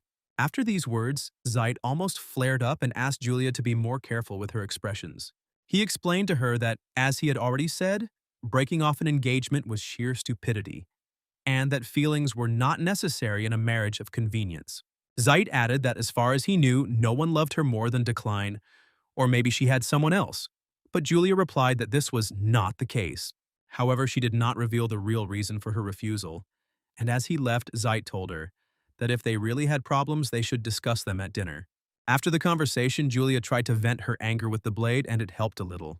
Her subordinate Veron from the Order of Heidekine approached her and said that her blade had become too rough. Julia apologized for letting him see it, to which Veron responded that Decline wasn't worthy of her, and it was strange that Zeit couldn't see it. Julia told him to stop, as it was not proper for a knight to talk about someone behind their back. She added that there was no need to get your hands dirty for her, because despite everything that was happening, she would be fine. Before leaving, she asked him to prepare everything necessary. For Verona, this incident became an answer, and now he knew how to prove his loyalty to Julia as a vassal. After all, now she is unhappy precisely because of Decline, and Veron is the one who will make her happy. That same night, at a council of elders in the Bercht region, the topic of the demon's appearance on the Mountain of Darkness was raised. Since magic was created as a means to eradicate evil and a demon was involved, they could not remain on the sidelines. It was therefore decided to send letters to the 12 houses of magicians inviting them to a meeting at the Call of Bercht. The next morning, Decline finally received the auction items, the Ring of Ruferina for restoring mana and the ancient rune necklace for preserving it. Everything else, as Ganesha advised, he decided to place in storage. However, one problem still remained. The most important item refused to cooperate. Of course, Declan understood that he wouldn't be able to use the Snowfire Stone right away, but no matter how much he used telekinesis, the stone wouldn't move. It seemed that the stone's mana resisted its magic. In the game, this item was extremely expensive and no one knew how to use it. And even if he starts working on it, it is unknown whether he will be able to move it with telekinesis later. But he found one text in the library. It spoke of the subjugation of the sword, a process called unification. Perhaps this means that Decline must form his own understanding of the sword. As a result, his guess was confirmed, but understanding 0.1% took a whole 2,000 mana points, and at this rate, it would take a whole year. Decline didn't like this arrangement and decided to prepare better, but today there would be a dinner party for Sight. And in 3 days, an event will take place that was planned even before Wu Jin took over Decline's body, the anniversary of his death. Zeit did not lie as he promised. The dinner took place in the luxurious restaurant Von Michael. He also thanked Decline for being there, saying that Julia had left earlier and was probably already inside. It was exactly like that. Julia was already sitting at the table waiting for the others. She was wearing an attractive dress, and it was difficult to recognize her without armor. This change was also noticed by Decline because before he had only seen her in knight's armor. Meanwhile, Josephine was also present at the dinner, and Decline did not expect to see her there. Although she tried to pretend that she had come simply to discuss the engagement, Josephine was more than just Julia's sister. She is also one of the most dangerous characters for Decline, as she uses any means to achieve her goals. In other words, she is a real sociopath. She is also the leader of a secret intelligence organization called Shadow, and some believe that Josephine's strength can even rival that of Zeit. Julia, in turn, is the only person she cares about, so by hurting her, Decline risks incurring her wrath. Decline didn't understand why Josephine hadn't killed him yet, but upon entering here, he felt her bloodthirsty aura directed at him, seen through the villain's fate. The fact that he felt Josephine's desire to kill him meant that he was faced with an extremely dangerous death variable, and it could only be overcome by proving the sincerity of his feelings for Julia. Zeit, meanwhile, suggested that they discuss everything before serving food, and asked Decline when they would like to hold the wedding ceremony, since 3 years had passed since their engagement. Julia tried to object, but Zeit asked her not to interfere while they were talking. Decline had to answer in a way that would satisfy several parties at once, because all this time he felt Josephine's gaze on him, as if she was ready to kill him. So he decided to take the responsibility off himself by offering to leave the decision to Julia, and if she did not believe in this marriage, he was ready to break off the engagement. Zeit was not happy with this turn of events, and asked Decline if it was possible to just talk about breaking off the engagement. He also asked if this was related to the fact that they had become somewhat distant lately, and perhaps it was worth thinking about how to improve their relationship. Julia's patience ran out and she asked Zeit to leave her and Decline alone so she could talk in private. Neither Zeit nor Josephine objected, so they immediately left them. An angry Julia asked Decline what he had planned this time and what he was trying to achieve. Even though they were alone, Decline knew that Josephine had probably installed a bug in the room. He also believed that Josephine could be eavesdropping on them right outside the door. However, this opened up an opportunity for him, since Josephine does not know that he is aware of her true nature. Decline truly loves Julia, and if he can convince her of this, perhaps he can avoid the variable death. He stated that he had told it like it was. He too was powerless to break off the engagement, and they were both powerless in this. To this, Julia asked if this was really why he decided to torment her now, since even before they met, he used his connections to arrange an engagement and promised the elders compensation. Then she asked if he remembered the words he had spoken to convince her then. He had said that fighting was dangerous. So he tried to force her to refuse to join the Imperial Order by offering her to become the captain of the Heidekine Order, which was controlled by the Ukline family. And when she refused, he began to spread rumors. So Julia asked again what he was really trying to achieve. Decline knew perfectly well what she was talking about, because the old him had confused his obsession with keeping Julia with sympathy. He destroyed everything she held dear so that she had no choice but to stay with him. Decline had truly done unforgivable things. That was why Wu Jin, while in Decline's body, understood her fierce hatred. He tried to make amends by saying that it would never happen again and that he accepted his guilt for all his attempts to shackle her. Decline noted that this was not only about him. Her brother and sister had also gone too far because, if this were true, they would not have opposed the termination because it was only a matter of reputation. Moreover, Julia wants to leave her family to fulfill her dream of becoming a protector, but she was surprised how Decline found out about this. Decline said that he lacked honesty and loyalty and was the complete opposite of what she was looking for, so he was not right for her. So he proposed to keep the engagement but not to marry. And although he wants her freedom with all his heart, he cannot allow it because of the circumstances.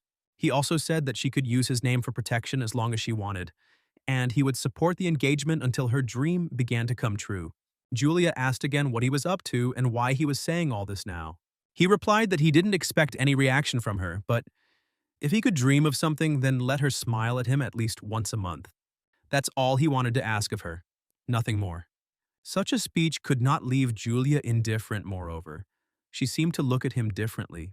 To avoid the variable death, Decline said exactly the words Julia wanted to hear, and her confusion looked very cute. Woojin himself couldn't help but admit that he had even adopted the feelings of love that he had felt for Julia Dekline. Josephine was also pleased to hear such a speech from him, considering the feelings sincere and decided to continue observing for now. Julia said that despite all these bright words, he wouldn't be bought so easily, but he managed to avoid a temporary death. 3 days have passed since then, and the anniversary of the death has arrived. Because of this, Dekline headed to the cemetery, a rather unique place, the atmosphere of which is capable of awakening strong emotions.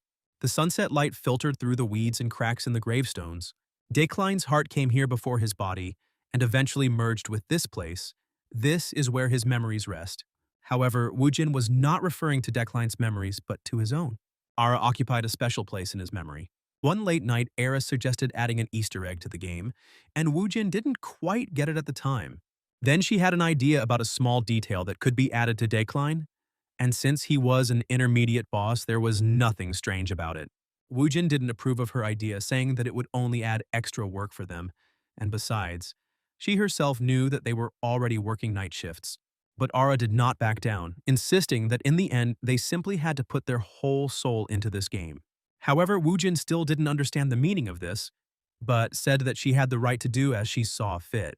Although Woojin thought this idea was pointless and a waste of time, Ra, on the contrary, thought it was a good idea, since it hinted at the fact that Dekline once had a fiancé. Now Woojin, in Dekline's body, was trying to find these traces in order to regain his memories. So he came across a tombstone where Ara's name was engraved, but in the style of the game, and she was called Invu Ara von Fergus Machinicht, and under the name was the inscription, "I will always be grateful to you." This left Woojin stumped. He didn't understand why Ara had engraved her name on this tombstone. After all, Dekline was created in the image and likeness of Woojin, but why then did Ara use her own name as the name of Dekline's deceased bride? And for what does she ultimately thank him? Just one simple phrase was able to move him emotionally. For a second, he thought he heard Ara's whisper, and he was overwhelmed by memories of days gone by. The way she praised his illustrations with a shy smile, or how one night she gave him her coat when he was freezing. The way she held his hand and told him she loved him. The way she encouraged him when he had no strength. All those 7 years that Ara was by his side, all of that was their memories. It was truly Dekline's moment of weakness. For the first time in all this time, he finally felt something. However, he was not the only one in the cemetery at that time. Lockhart was already secretly waiting for him. Just as Dekline was about to head home, Lockhart came out to meet him. His murderous aura felt several meters away. Lockhart was surprised that Dekline recognized him. Or rather, he was even more angry with him, because he considered it unfortunate that such a vain and arrogant mage would address him. Lockhart himself was a villain and mini-boss only available to mages, and the reason he became a natural enemy for all mages was because of his magic nullification ability. As in many other games, the attribute zero magic can be equated to a cheat. But that's not all. Lockhart's attribute has no noticeable limitations. He doesn't even need direct contact. Magic simply doesn't work within the radius of his ability. This is why Lockhart can be considered the most unpleasant and inconvenient opponent for any magician. Because of his special ability, most mages would tremble before him but not Dekline. This was because at the moment, Dekline didn't care what abilities Lockhart had. Defeating him was no problem. The thing is, just a few days ago, Dekline managed to collect 10 coins, and with their help, he purchased mana quality improvement. Thanks to this, he was able to increase the efficiency of his mana manipulation. With the new skill acquired, he was able to release much more power using the same amount of mana as before. It seems that this improvement had an even greater effect on him than expected, because at the moment when he went about his daily routine, he suddenly realized something strange. He really had become stronger. It felt like he had improved not only his mana but himself as a whole, and that was what allowed him to defeat Lockhart. In this way, he also managed to overcome the variable death and earn some more store currency. Mana quality improvement also affected his attributes. With Iron Man, he could have defeated Lockhart anyway, but with the attribute boost, it became much easier. However, Lockhart still had strength left, and he continued to speak unflatteringly of all mages, calling them apostates who were unable to survive without their magic. The fact that he had a unique ability comparable to a cheat and felt such anger towards mages, as well as calling them apostates, gave Dekline some ideas. And to test his suspicions, Dekline asked Lockhart if he was really a Purple-born. Lockhart was extremely surprised and immediately asked how Decline knew about this. The Purple-born got their name because they are born wrapped in a blood-red shell, and there are rumors that their lineage goes back to ancient demons. They live on this continent, hiding their essence, and are the direct opposite of magicians. And since magic was created as a counter to demons, the conflict between mages and the Crimson-born became a central part of the creation of this world, and also one of the key storylines of the game itself. Because of their origins, the Crimson-born were constantly in danger, and Decline was sure that a purge was currently taking place somewhere. So he told Lockhart that he understood him. He must have experienced an era of oppression, and he really felt sorry for him. Decline also added that he understands all of this because he knows that the Purple-born are not guilty of anything. However, his words only angered Lockhart even more, as he was not going to tolerate such treatment. Decline introduced himself by saying that he was from the Eucline family, an ancient noble family that had not yet lost its dignity. He also admitted to Lockhart that he had only lost his temper once, when confronted by a demon. After all, due to the legacy of the Euclines, who have hunted demons since ancient times, his blood literally boils at the sight of them. So Decline asked Lockhart if he had lost control in his presence, given into provocation, or gone berserk. And since nothing like that happened, it meant that Lockhart was not a demon at all but a human. At this point, law enforcement arrived at the scene of their collision to arrest Lockhart. Decline had previously told Lockhart that he could trust him, so it would be better to keep quiet and let himself be arrested. Inspector Ropa arrived and was quite surprised by Decline's stunning blow, which easily knocked out Lockhart. Meanwhile, Decline used magic to recreate a kind of handcuffs. It looked so mesmerizing that the inspector couldn't take his eyes off it.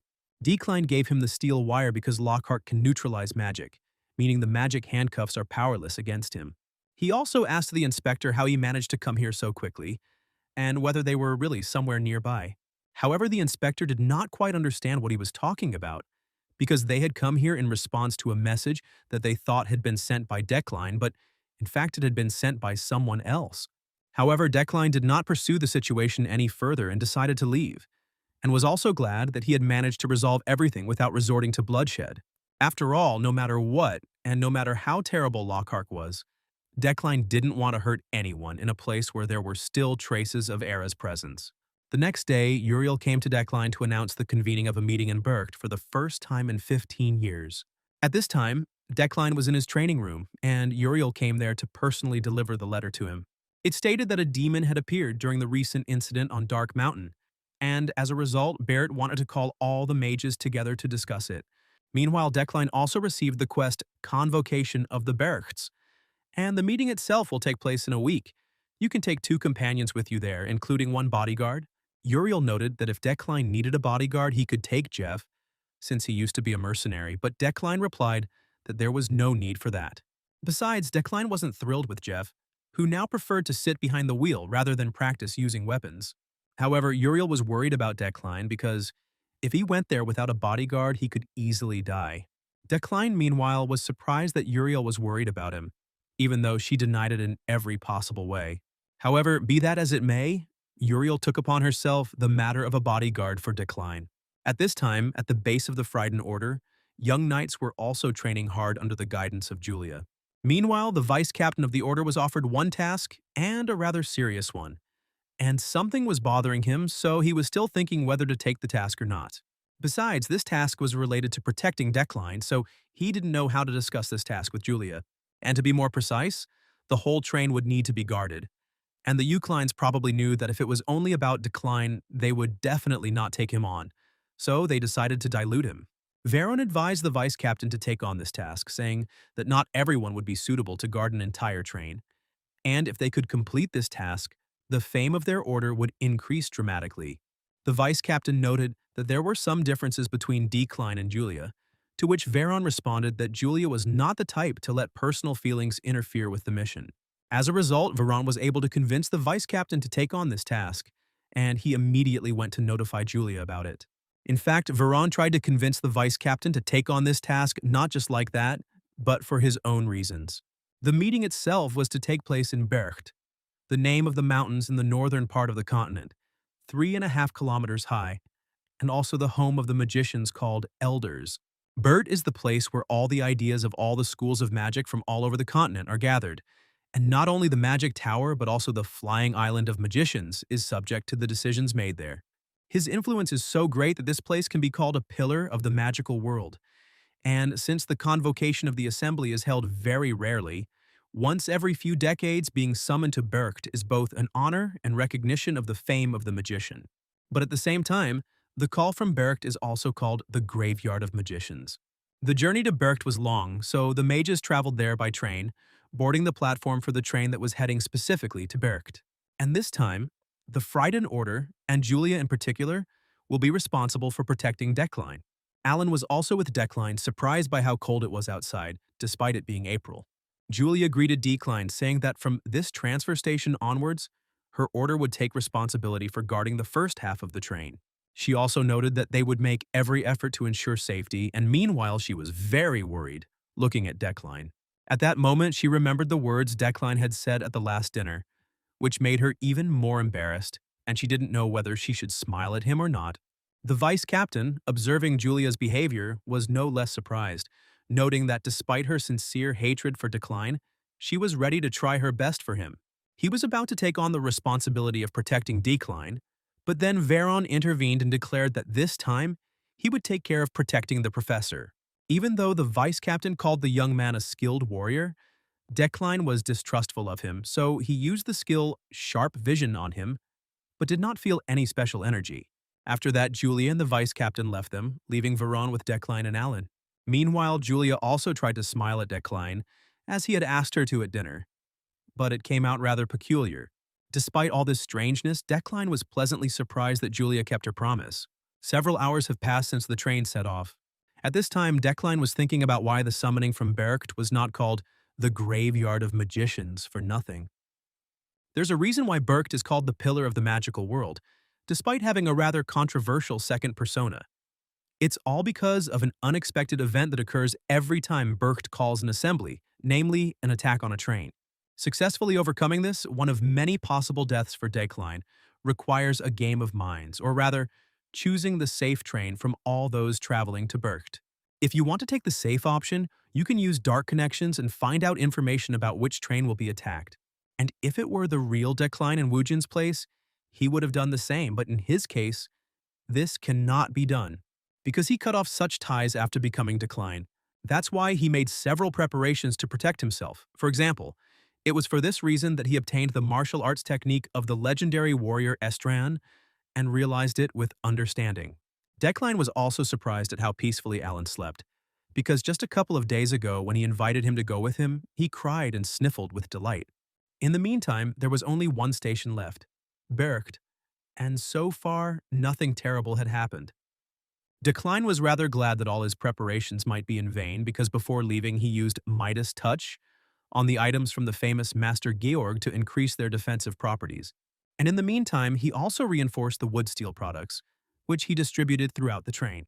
He even improved Alan's attire just in case, making it more durable. As a result, he used Midas Touch so often that he had almost no mana left, which made him very sad. However, it is also impossible to call this a waste of mana because, be that as it may, preparation will never be superfluous. At that moment, Decline was finally able to exhale with the hope that the rest of the journey would be just as peaceful and calm. However, his hopes were not justified, and at the moment when he least expected an attack, it happened. Meanwhile, not only Decline was invited to Berkt. A few days before his departure, other magicians also went there. Giltheon and Sylvia also went there, and during the trip, the father asked his daughter how she was doing with the tasks in the magic tower. Sylvia told her father that there were quite a lot of them, and she still missed a couple of lectures. But Giltheon was surprised that even though his daughter would become an archmage, she still worked harder than anyone else. To which Sylvia replied that what kind of archmage would she be if she wasn't capable of even such a trifle? And to be honest, she wasn't worried about Ifrin. She just wanted to attend as many of Decline's lectures as possible. Meanwhile, Sylvia asked her father why they had set out for the meeting in Berkt so early, when they could easily have left a few days later. Giltheon asked her if she knew why the road to Berkt was also called the Graveyard of Magicians. But Sylvia thought it was just another horror story. However, Giltheon noted that this was not the case at all because every time a meeting was called in Berkt, several mages lost their lives. 15 years ago, 11 mages died. Since ancient times, participation in this meeting was considered a sign that your family had the necessary prestige, and if they were chosen from 20 families, one could consider that their name was forever inscribed in history. However, the chosen families who failed to make it to the meeting were permanently excluded from this list, and according to another rule, their place was taken by a new family. Therefore, the easiest way to get rid of one of these prestigious families is to travel to Bercht, like walking on thin ice, where those who want to become new members of the congregation prey on the lives of its current members. Giltheon told all this to Sylvia in order to explain the reason for their haste, as he had received information that a certain group of people were planning to attack the next train. But since Sylvia was not familiar with all the cruelty of the world, she was worried about what might happen if they were discovered. So Giltheon decided to tell Sylvia that not everyone in this world smiles at each other, asking her why she thought all 12 traditional families always took their places. And if someone has to be punished for such actions, then everyone will be hit. But deaths that happen on the way to this meeting are considered deaths that occurred due to natural causes. A similar alleged accident occurred on the train that Decline was on. The boys managed to survive only because Decline had developed his telekinesis sufficiently, and also thanks to Estran's martial arts. Meanwhile, the killers had already gathered on the roof of the train to finish what they had started, and were already preparing an attack on Decline since they had been promised a huge reward for his murder. In an instant, they made their way into the carriage where Decline was, but it was a trap. To their great regret, Decline had been expecting their visit and had set traps in advance. Meanwhile, in order to prevent Alan from worrying unnecessarily and causing problems, Decline decided that it would be a good idea to knock him out. However, he didn't have time, so he asked Veron to carry Alan to safety and also help evacuate the remaining survivors from the other cars. Decline was also slightly surprised that Alan's neck was surprisingly smooth and soft, something he could only feel thanks to Iron Man, and he began to wonder if Alan was a girl and not a guy. However, he didn't have time to think about it now because, at the moment, the problem with the attack on the train remained urgent. As a result, Decline was left alone with the killers, and before killing them, he said that today they would die of natural causes. Despite the fact that Decline had pumped up his skills and stats quite a bit, the battle turned out to be a little more exhausting than he had expected. Plus, after reducing the damage from the explosion and fighting the assassins, his mana was almost depleted. At that moment, Veron also came to him and said that all the remaining passengers were safe. Meanwhile, Decline couldn't help but notice how Veron's gaze had changed since their first meeting. However, he decided to put all unnecessary thoughts aside, thinking that he had changed so much because of the sudden ambush. But be that as it may, Decline's fears were not in vain because Veron really did not come to him just like that. Suddenly, the villain's fate was activated, and at the same time, Veron declared that in the end, Decline was destined to die by his sword. Decline tried to remain calm and asked Veron if he was acting this way because someone ordered him to. He thought that Julia had asked him to do this, but after these words, Veron became even more angry. Veron stated that he would not forgive Decline for uttering his mistress's name, because she was a true knight who would never have planned such a thing. That's why today Decline will die at his hands. But Veron is doing this not for himself, but for Julia. Decline realized that he was in a very difficult situation, because now he only had 10 units of mana, and it was unlikely that he would be able to defeat someone who was considered a skilled warrior even in the Frightened Order. Meanwhile, Veron did not delay in killing Decline and suddenly attacked him. Decline, realizing the situation he was in, decided that he had no other way to save himself except to cancel telekinesis. After this, the train began to fall rapidly downwards. Meanwhile, Sylvia was already embarked and waiting for the rest of the magicians. She was also accompanied by a night guard of the Elad family named Sirio, who informed Sylvia that everyone had arrived in Bercht except for Decline and Ehelm, after which Sirio left, telling Sylvia to call him if she needed anything. However, Sylvia herself was more worried about Decline after all those stories her father had told her. After all, on the day when Declan came to the cemetery, Sylvia was also there, but she didn't plan to spy on him then. She herself came to the grave of her mother, Cielia von Elemen Ilade, who was a proud mage, the wife of Gilteon, and also the beautiful mother of Sylvia. That day, Sylvia had just visited her mother to talk to her, and it was an ordinary day, no different from any other. Then she told her about how terrible Professor Decline was because he gave them too many assignments, as if he thought they were the only ones learning from him. At that very moment, she heard strange sounds that she could not ignore. Looking closer, she saw Decline, who was mourning the grave at that moment. And even seeing his hunched back, she could feel his noble presence. At first glance, one could unmistakably recognize Decline. Sylvia also wondered what he was doing in such a place, because she didn't think such a person was capable of mourning the dead. However, when she saw tears on his face, she was shocked at the depths of her soul. After all, Decline is the one who always remains cold and strict, no matter what happens. And yet, even such a seemingly cold monster can shed tears. Sylvia found this incredible because she always thought of Decline as an annoying professor who acted so high and mighty.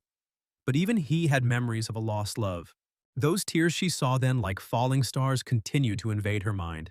Remembering her father's words about a certain group planning to attack the trains that would depart later, she was beside herself. That's why she wanted to try using the Mana Stone as a conductor, which Decline had once talked about in a lecture.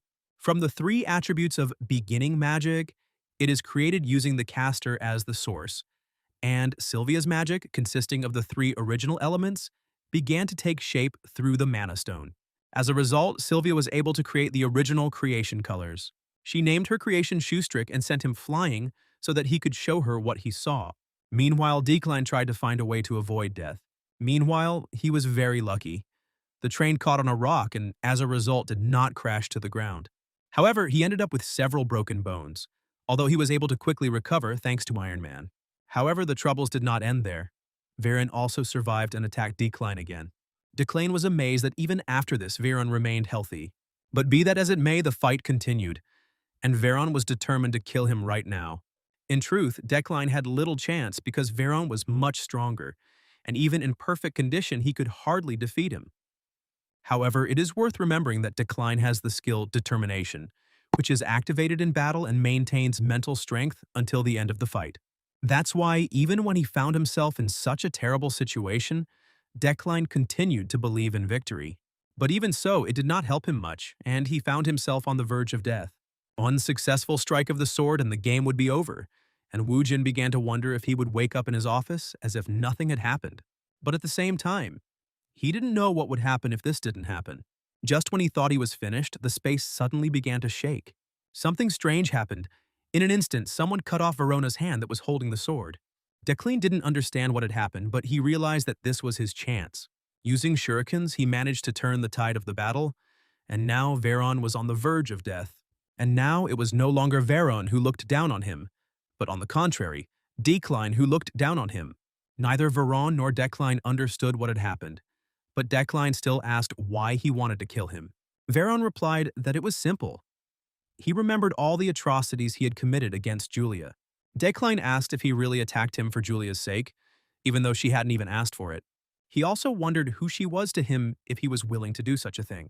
Veron replied that he would never understand it. Their meeting with Julia was accidental.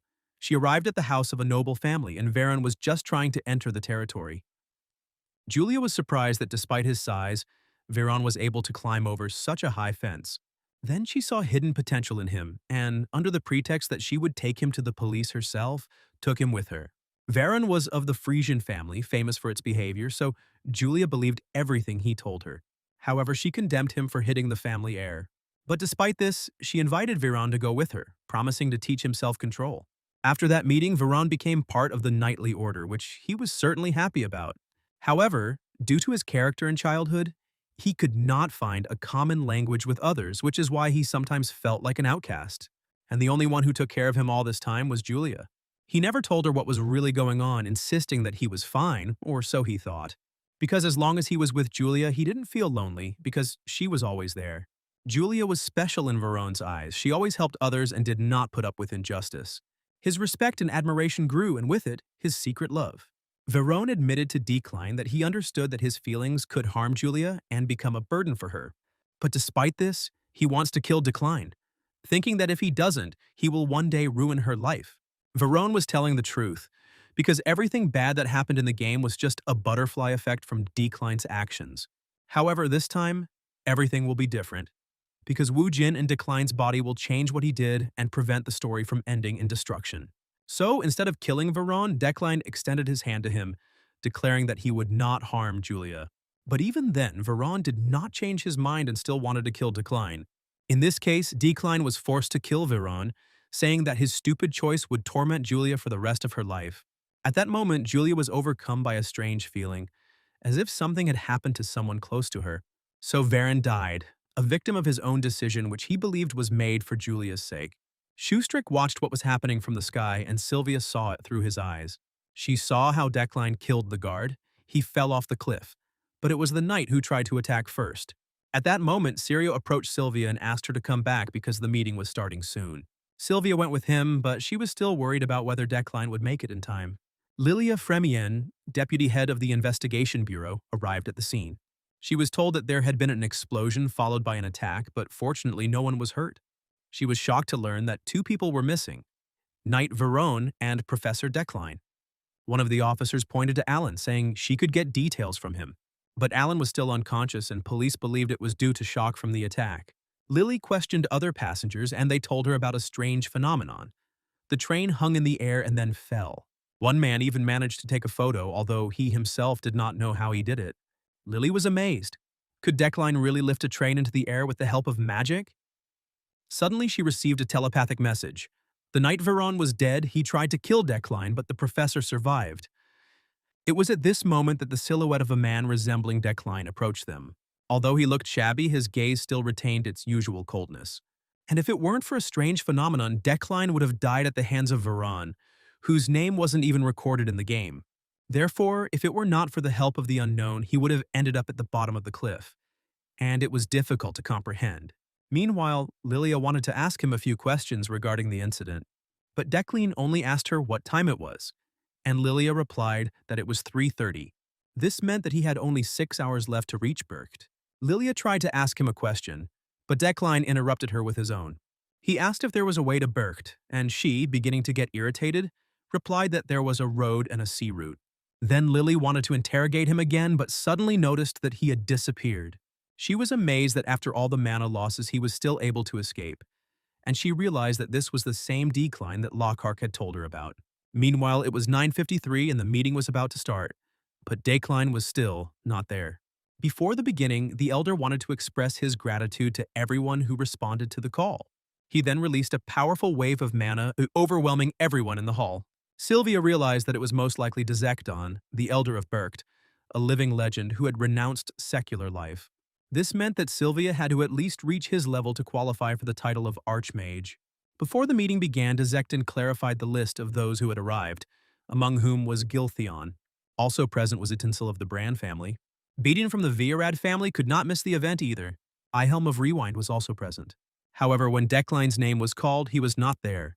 Dezekton stated that if he did not appear by the third call, he would be excluded from the 12. This caused a wave of discussion, since the Euclines were among the first 12 mages. But some considered this to be natural, considering Decline unworthy of his ancestors.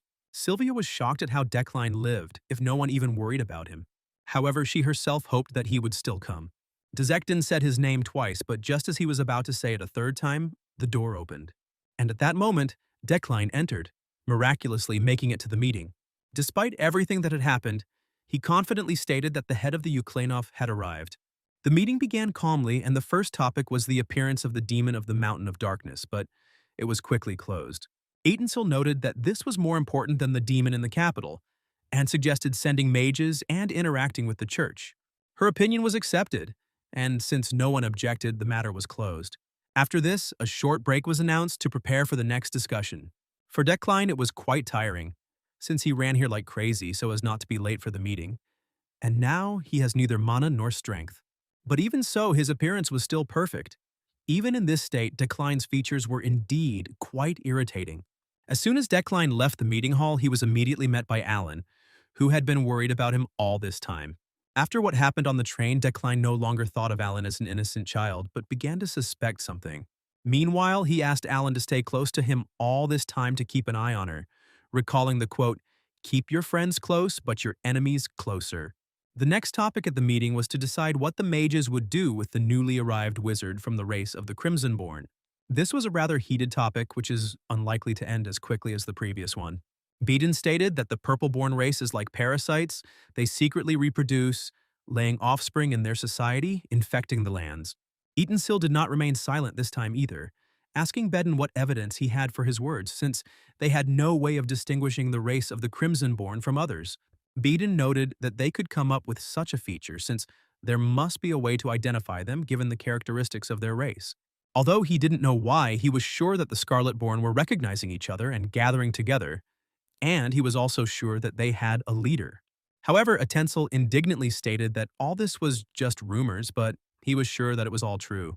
Beedon stated that it was because of Atensel's indecisiveness that countless mages had died 60 years ago, after which silence reigned in the hall. And Giltheon, deciding to dilute this silence, asked Decline what he thought about this, because his Eucline is a great family of exorcists who have been standing at the tip of the spear for many years, destroying demons. As a man of the present, Wujin understood such situations.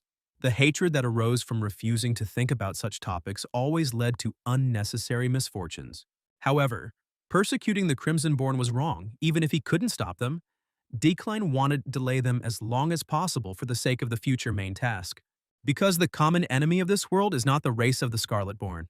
Decline stated that in ancient times, this race was indeed an enemy of his family. However, if you carefully study the documents, it turns out that this was all due to a simple misunderstanding. 237 years ago, during the Witcher Rodrin incident, Rodrin was accused despite his innocence. But because of this incident, pogroms began, and many Purple-Born were killed, and they took revenge. And so this cycle of bloodshed began. And that incident Beedon mentioned earlier, which happened 60 years ago, is just politics. Just a mine with mana stones was discovered on their land. Beedon was not pleased with such statements, and he stated that it was not just politics because it was the Euclines who took the mine back then, and he was completely sure that the bloodline of the Crimsonborn was tinged with demonic energy. Decline noted that their family's tradition was indeed to kill demons, but not the Crimsonborn race.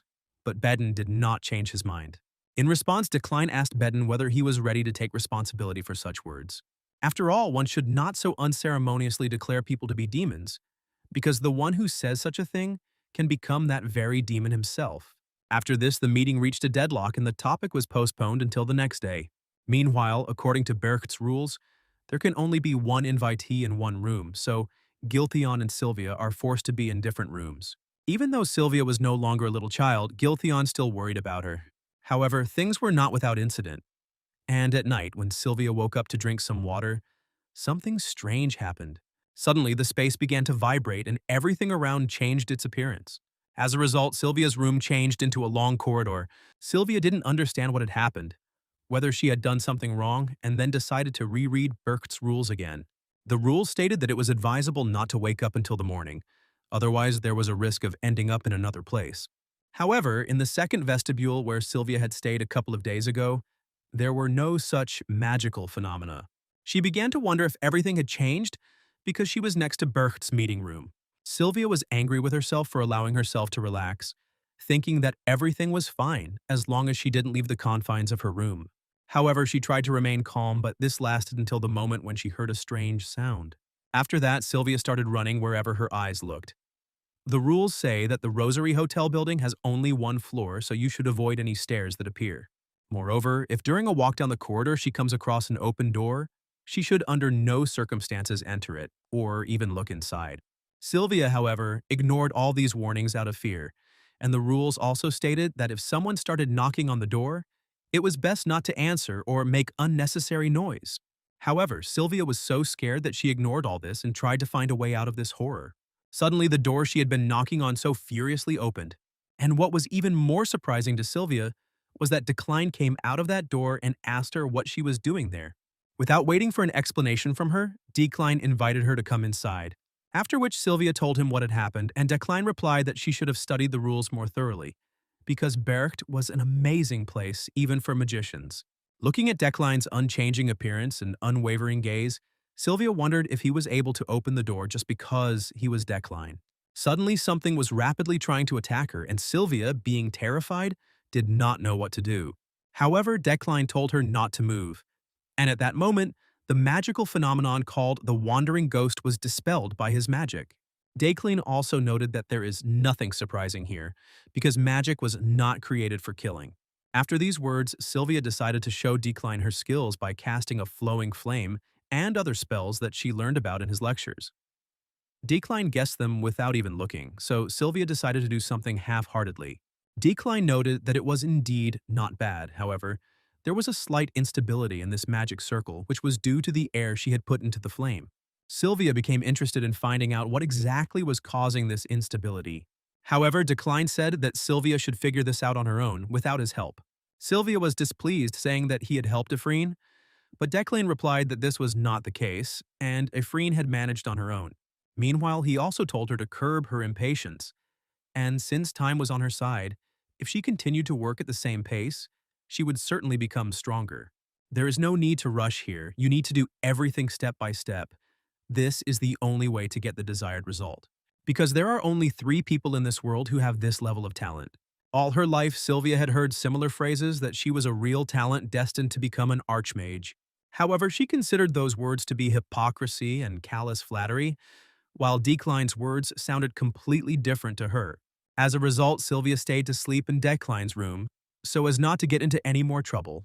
Meanwhile, Decline felt a strange aura, similar to the effect of Midas. After that, he decided to follow the trail of this very aura in order to find the reason.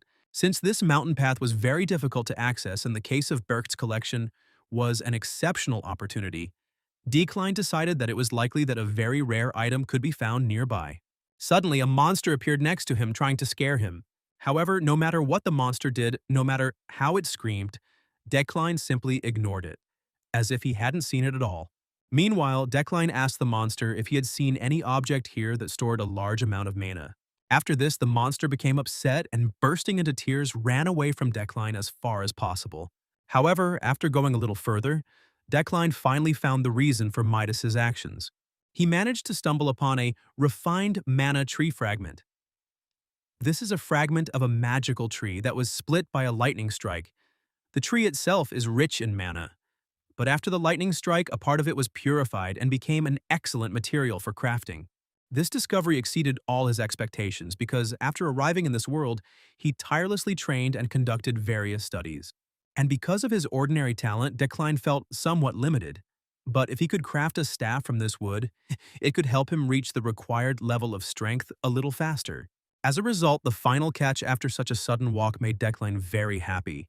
The next day, the meeting continued in a much more tense atmosphere. Baden tried his best to prove that the Crimsonborn were demons, while Decline completely denied his words and arguments. The heated argument between Decline and Baden left all the other mages at the meeting dumbfounded, and also made them wonder why Decline was protecting the Crimsonborn. Therefore, the mages, who also did not share Baden's opinion, became interested in what Decline was actually planning. Sylvia was more than sure that Giltheon was not the only one who believed that Decline was protecting the Crimsonborn for some selfish reasons. However, they were all wrong because now Decline is the only one who is telling the truth. Eventually, Dezekton got tired of this argument and ordered Decline and Badine to stop this pointless discussion. Dezekton realized that it seemed they would not be able to come to a common opinion on this topic, so he suggested returning to the Crimsonborn a little later, and for now, moving on to the next discussion. There were no problems with the remaining topics, and this brought the protracted meeting to an end. Decline tried to do everything in his power for the sake of the future main quest, but in doing so, he incurred the disfavor of some members of the assembly. The next day, Decline went to the shopping district of Bercht, since he had the opportunity. There, he wanted to find the necessary materials to craft a staff before leaving Bercht. Meanwhile, Alan suddenly shouted, saying that her savior was right there, because she was only able to get here safe and sound thanks to her help. And this girl was Lilia, from whom Decline successfully escaped last time. After which, Decline and Alan decided to invite Lilia to dinner to thank her for her help on the way. Lilia also thanked them for this, and after apologizing in passing, asked Decline what happened to Veron, to which he calmly replied that he died during the attack. Lilia was confused and didn't understand how exactly Decline was different from the others, since Lockhart spoke about him like that. The fact is that Lilia was also a Purpleborn, and when Lockhart was brought to the territory of the Empire, to the Imperium Investigation Bureau, from where he was to be sent to Rekordak, the strictest prison, she spoke with him tête-à-tête. Lockhart deserved this punishment, as he had killed many mages and did not object to the decision. After some time, Lilia ordered him to activate his ability so that they could talk privately. After that, using his skill, Lockhart disabled the wiretap in Lilia's office. Then, Lily seemed to have been replaced. Her calm and cold gaze was replaced by furious anger, and she demanded an explanation from Lockhart, why he again decided to discredit their family. Lilia was already ready to kill him, because if anyone found out that Lockhart and Lilia were connected, they would both have problems. Lockhart asked her if she thought they could have a peaceful life in the Empire, and Lilia replied that it was only if no one knew who they really were. Lilia noted that they were no different from normal humans except for their birth, but Lockhart believed otherwise, stating that they were born with a devilish gift, and that is what humans fear. However, Lilia told him to shut up, since the Crimsonborn weren't the only ones who received a gift at birth, and, in the meantime, asked him why he attacked Decline in the first place if they were already keeping an eye on the Ukelines. Lilia noted that they weren't planning on killing him yet, they were just watching. But if Decline continued to act like this, they would have no choice but to take him out. But Lockhart, on the contrary, told her not to kill or touch Decline since he was a true aristocrat, and they had no need to kill him. Lily called Lockhart a fool, because if anyone, it was Decline who was definitely not a true aristocrat, since he had committed a lot of crimes. Lockhart, however, after seeing the elegance with which Decline spoke about the Crimsonborn being people and not demons, and his confident look, was sure of the truth of his words. Perhaps if there were more aristocrats like Decline, they would live side by side with humans, so he told Lilia that Decline did not kill him despite his origin. To this, Lilia asked him if he knew that Decline's ancestors led the ideas of genocide and oppression of the Purpleborn. Lockhart replied that he didn't know, but if they treated him the same way they had treated his ancestors just because he had their blood, then it would only justify the theories that they were demons, and this slightly infuriated Lilia because it was true. He also asked her how long she thought she would be able to hide her origins, given her position, and Lilia was sure that no one would know who she really was, since they could not be distinguished from ordinary people, even by a blood test. Of course, there are foods that they should not eat, but it is enough to simply avoid them. Lily noted that no matter what, the emperor was not in the best condition, and a new ruler would soon ascend to the throne, and they needed to keep an eye on what each of the contenders thought about the Scarletborn. She also warned him that until then their people would not act, and that Lockhart needed to shut up and stay in Recordac.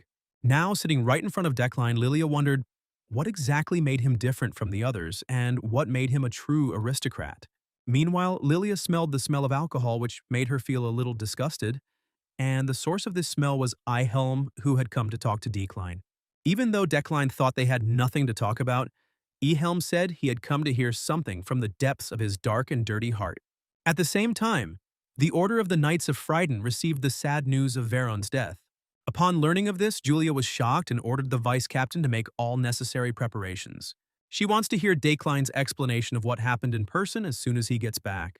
Lilia, meanwhile, was quite surprised to see Ihelm and did not quite understand what was happening.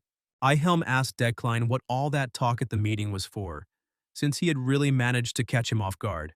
Moreover, Ihelm was interested to know from him why he suddenly decided to side with the Scarletborn. Ihelm reminded Decline that he himself had recently suggested destroying them, and long before that he had insisted that lower species had no right to life. Moreover, the document in which he condemns the Purpleborn is still at the university. Ihelm asked him if he had really found himself a Purpleborn slave to conduct research in his place. Alan also intervened in their conversation, telling Ihelm to stop insulting the professor.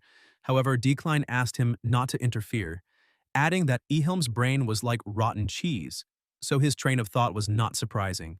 Ihelm also did not forget to remind that there were only 6 months left before the presentation of the research, or maybe even 3, and then everyone would find out what he was really capable of. After this, Ihelm left, and Lilia wondered whether Decline had really sided with the Purpleborn since he had behaved in such a way, despite the risk of offending the other participants of the meeting. The next day, before leaving Berkt, Decline met with one of the greatest craftsmen and ordered a staff from him. Apparently, old Decline had visited this craftsman before, and thanks to him, Wu Jin was able to complete the quest unknown to him. On the way back, Decline and Alan were placed in the same carriage with Beaton. Bedin didn't even try to hide his hostility, but fortunately, it didn't escalate into anything. As a result, this long journey was coming to an end, and there was one last transfer ahead. However, not everything was so simple, and at one of the stations, Decline met Julia, and he already guessed why she was there. However, despite all the bad thoughts, Julia only asked him how Veron had shown himself. At first, Decline wanted to tell her the whole truth, that Veron had tried to kill him, which is why he had to fight back because he wanted to be honest with her.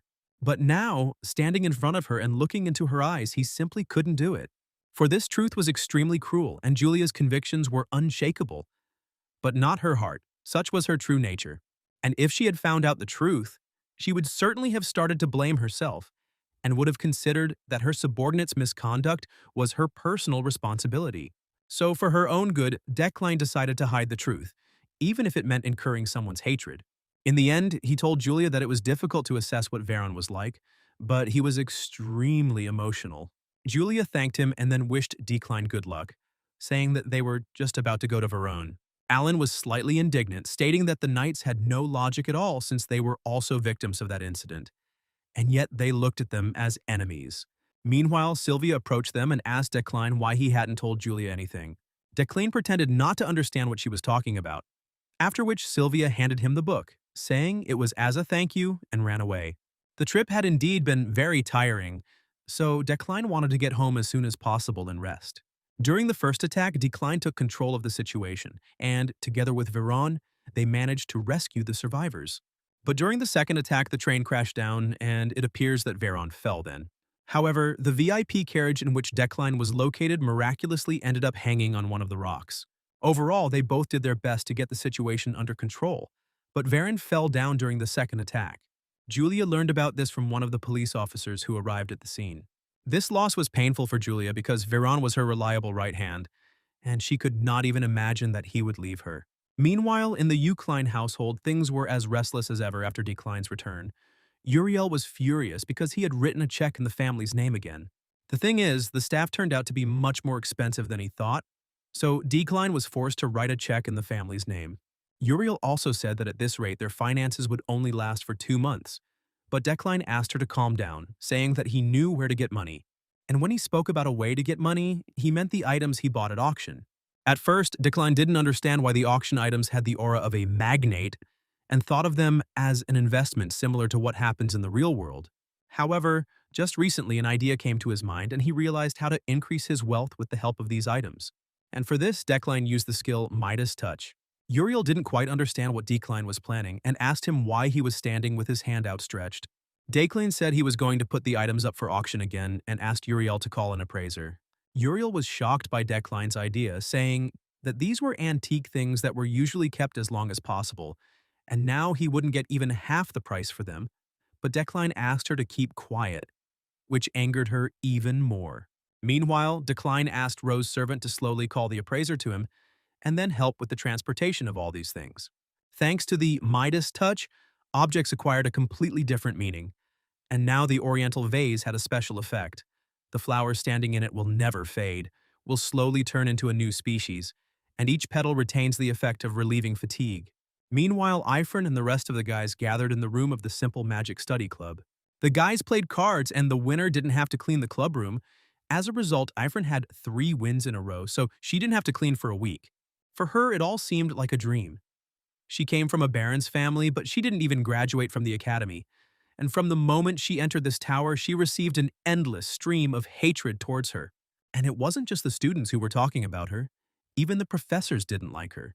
As a result, she had to go through a lot, but who would have thought that she would be sitting in a club with her friends like this? But of course, there were some unpleasant situations, and suddenly Professor Relin came to them, to whom Becca reported that the guys were doing something they shouldn't in the club room. And since their club studied simple magic, few people understood why it existed, calling it nonsense. In response to Relin's discontent, Ifrin replied that they had filled out all the necessary documents, received permission to create this club, and one of the professors had given them consent. Relin's indignation continued unabated, and he was curious to know who, according to him, was smart enough to approve the creation of such a useless club. Meanwhile, Relin also called Ifrin the same commoner who was recently at the disciplinary council, which angered her. Relin did not hide his hatred for commoners, trying in every way to hurt them, and also demanded that Ifrin name the professor who approved the creation of the club. At that moment, Decline happened to be passing by them, and having heard their conversation, he could not pass by. Decline explained to Relin that it was he who gave the boys his permission, and in the meantime asked if he had any objections. Decline himself was furious because Uriel hadn't left him alone since the morning, and now that he was at work, someone else was causing him problems. However, in Decline's presence, Relin acted differently and merely asked him if the place seemed too shabby. He also said that the mages from the Imperial Academy's magic tower deserved better equipment and furniture, and it saddened him greatly to see everything in such a state. So he would take it upon himself to replace the things with newer ones. Dakline didn't dwell on the topic for long, and only noted that Relin was very polite, and the room really did look old and shabby. Before leaving, looking at Becca, Decline said that worthless cockroaches will always behave as befits insects. After some time, Decline finally gave his first lecture since leaving for Bercht, and all the students were curious about what had happened there. Many people were whispering about the incident with the train, and the only one who knew the whole truth besides Decline was Sylvia. But she decided to remain silent. Nevertheless, Decline asked for silence and announced the beginning of a lecture, the topic of which was pure elements and magical interference. Magical interference is when one magician's spell is interrupted by another's intervention. And before moving on to the main part of the lecture, Decline invited the students to start with a warm-up exercise. After this, the students watched a beautiful and vibrant spectacle that could not fail to captivate them. Decline explained that these magic stones were worth 3,000 elne each. He would leave them hanging in the air and the students would try to take them by interfering with his telekinesis. And if they succeed, they will be able to keep the stones for themselves. This could not but please the students. However, for the caster of the spell, blocking the interference is just as important as casting the spell itself. Of course, the defender has an advantage in this situation, but it is still worth a try for students. After Decline announced the start, the students began trying to take the magic stones by interfering with his telekinesis. Last time, Decline managed to stop and lift the train into the air, but he only recently memorized basic telekinesis and needs to use it more often to get used to it. He was also interested, even though they were just students, to see how long his telekinesis could last against 150 mages. But the most interesting thing is whether he can cope against children with top-level talent. Ifrin was genuinely happy about this opportunity to earn some extra money, since her sponsorship funds had almost run out after she spent them on textbooks, supplies, and other things. Seeing how hard Ifrin was trying, Sylvia decided not to give up either. However, despite the fact that Decline withstood the onslaught of 150 mages at the same time, no one was able to break through his defense and the students seemed unable to carry out any interference at all. Decline himself was also surprised, because he did not expect that the students would hold out until the very end, using up all their strength, and this would not yield any results, but this did not last long. And although it was obvious, nevertheless, the first one who managed to take away the magic stone was Sylvia. Decline, of course, expected that Sylvia would succeed, and at the same time he was surprised that no one else had succeeded. But after these words of his, Ifrin also managed to break through Decline's telekinesis and take away the magic stone, thereby earning 3,000 elne. The rest of the students, no matter how hard they tried, were unable to complete Decline's task. Decline felt very sorry for them, so he asked the students to stop and also to clean up the mess. Julia asked Ifrin how she managed to do it, and she replied that she had some kind of epiphany. She doesn't know much about telekinesis, but when she tried to break through Decline's magic, it felt like something broke. Sylvia was confused and thought it was impossible because Ifrin had received the lowest grade in the previous exam, but now she was already second. She was sure that there was no special treatment for Ifrin, but it seemed that the rumors about Declan leaving work late because of his studies with Ifrin were true. Sylvia was angry, not understanding why Declan lied to her and why he chose Ifrin, calling her arrogant. After a short warm-up, Decline continued his lecture, explaining to the students that in this practical task they had made every effort to perform magical interference. But there was an easier way to counter his telekinesis. And perhaps those who have managed to cope have already understood this. And this method is mana interference. Mana interference, unlike the more common method of blocking detected magic, is a method that involves understanding another person's spell and interrupting it. However, the reason this method is not universal is that it has too many limitations. Decline also explained to the students that its use is only possible on the magic they have learned, and that it is not recommended for use, since practice shows that barriers or other spells are more often used for protection. However, nothing gathers water under a lying stone, and they must use this opportunity to fully understand the interference of mana, because the trick of the technique is to find the central chain of the magic circle. The central chain is a part of the magic circle. Its appearance depends on the type of spell and the element used in the spell. In other words, you need to understand what central chain the opponent is using and interfere with it. If the students could master this mana technique, It would be much easier for them to perform magical interference. And to begin with, he would like to teach them to distinguish the central circuits of most magic circles. Before that, he asked the students to pay attention to the magic circle for the spell called Storm Spear Blade. It has a destructive type of magic that will always have a central chain that will explode from the inside. Then Decline explained to them the principle of support spells, and despite the huge amount of information, the students tried to remember everything he said. Decline didn't even notice how 2 whole hours had passed since the beginning of the lecture, and decided to finish the lecture despite the fact that there was still material to analyze, but time was up.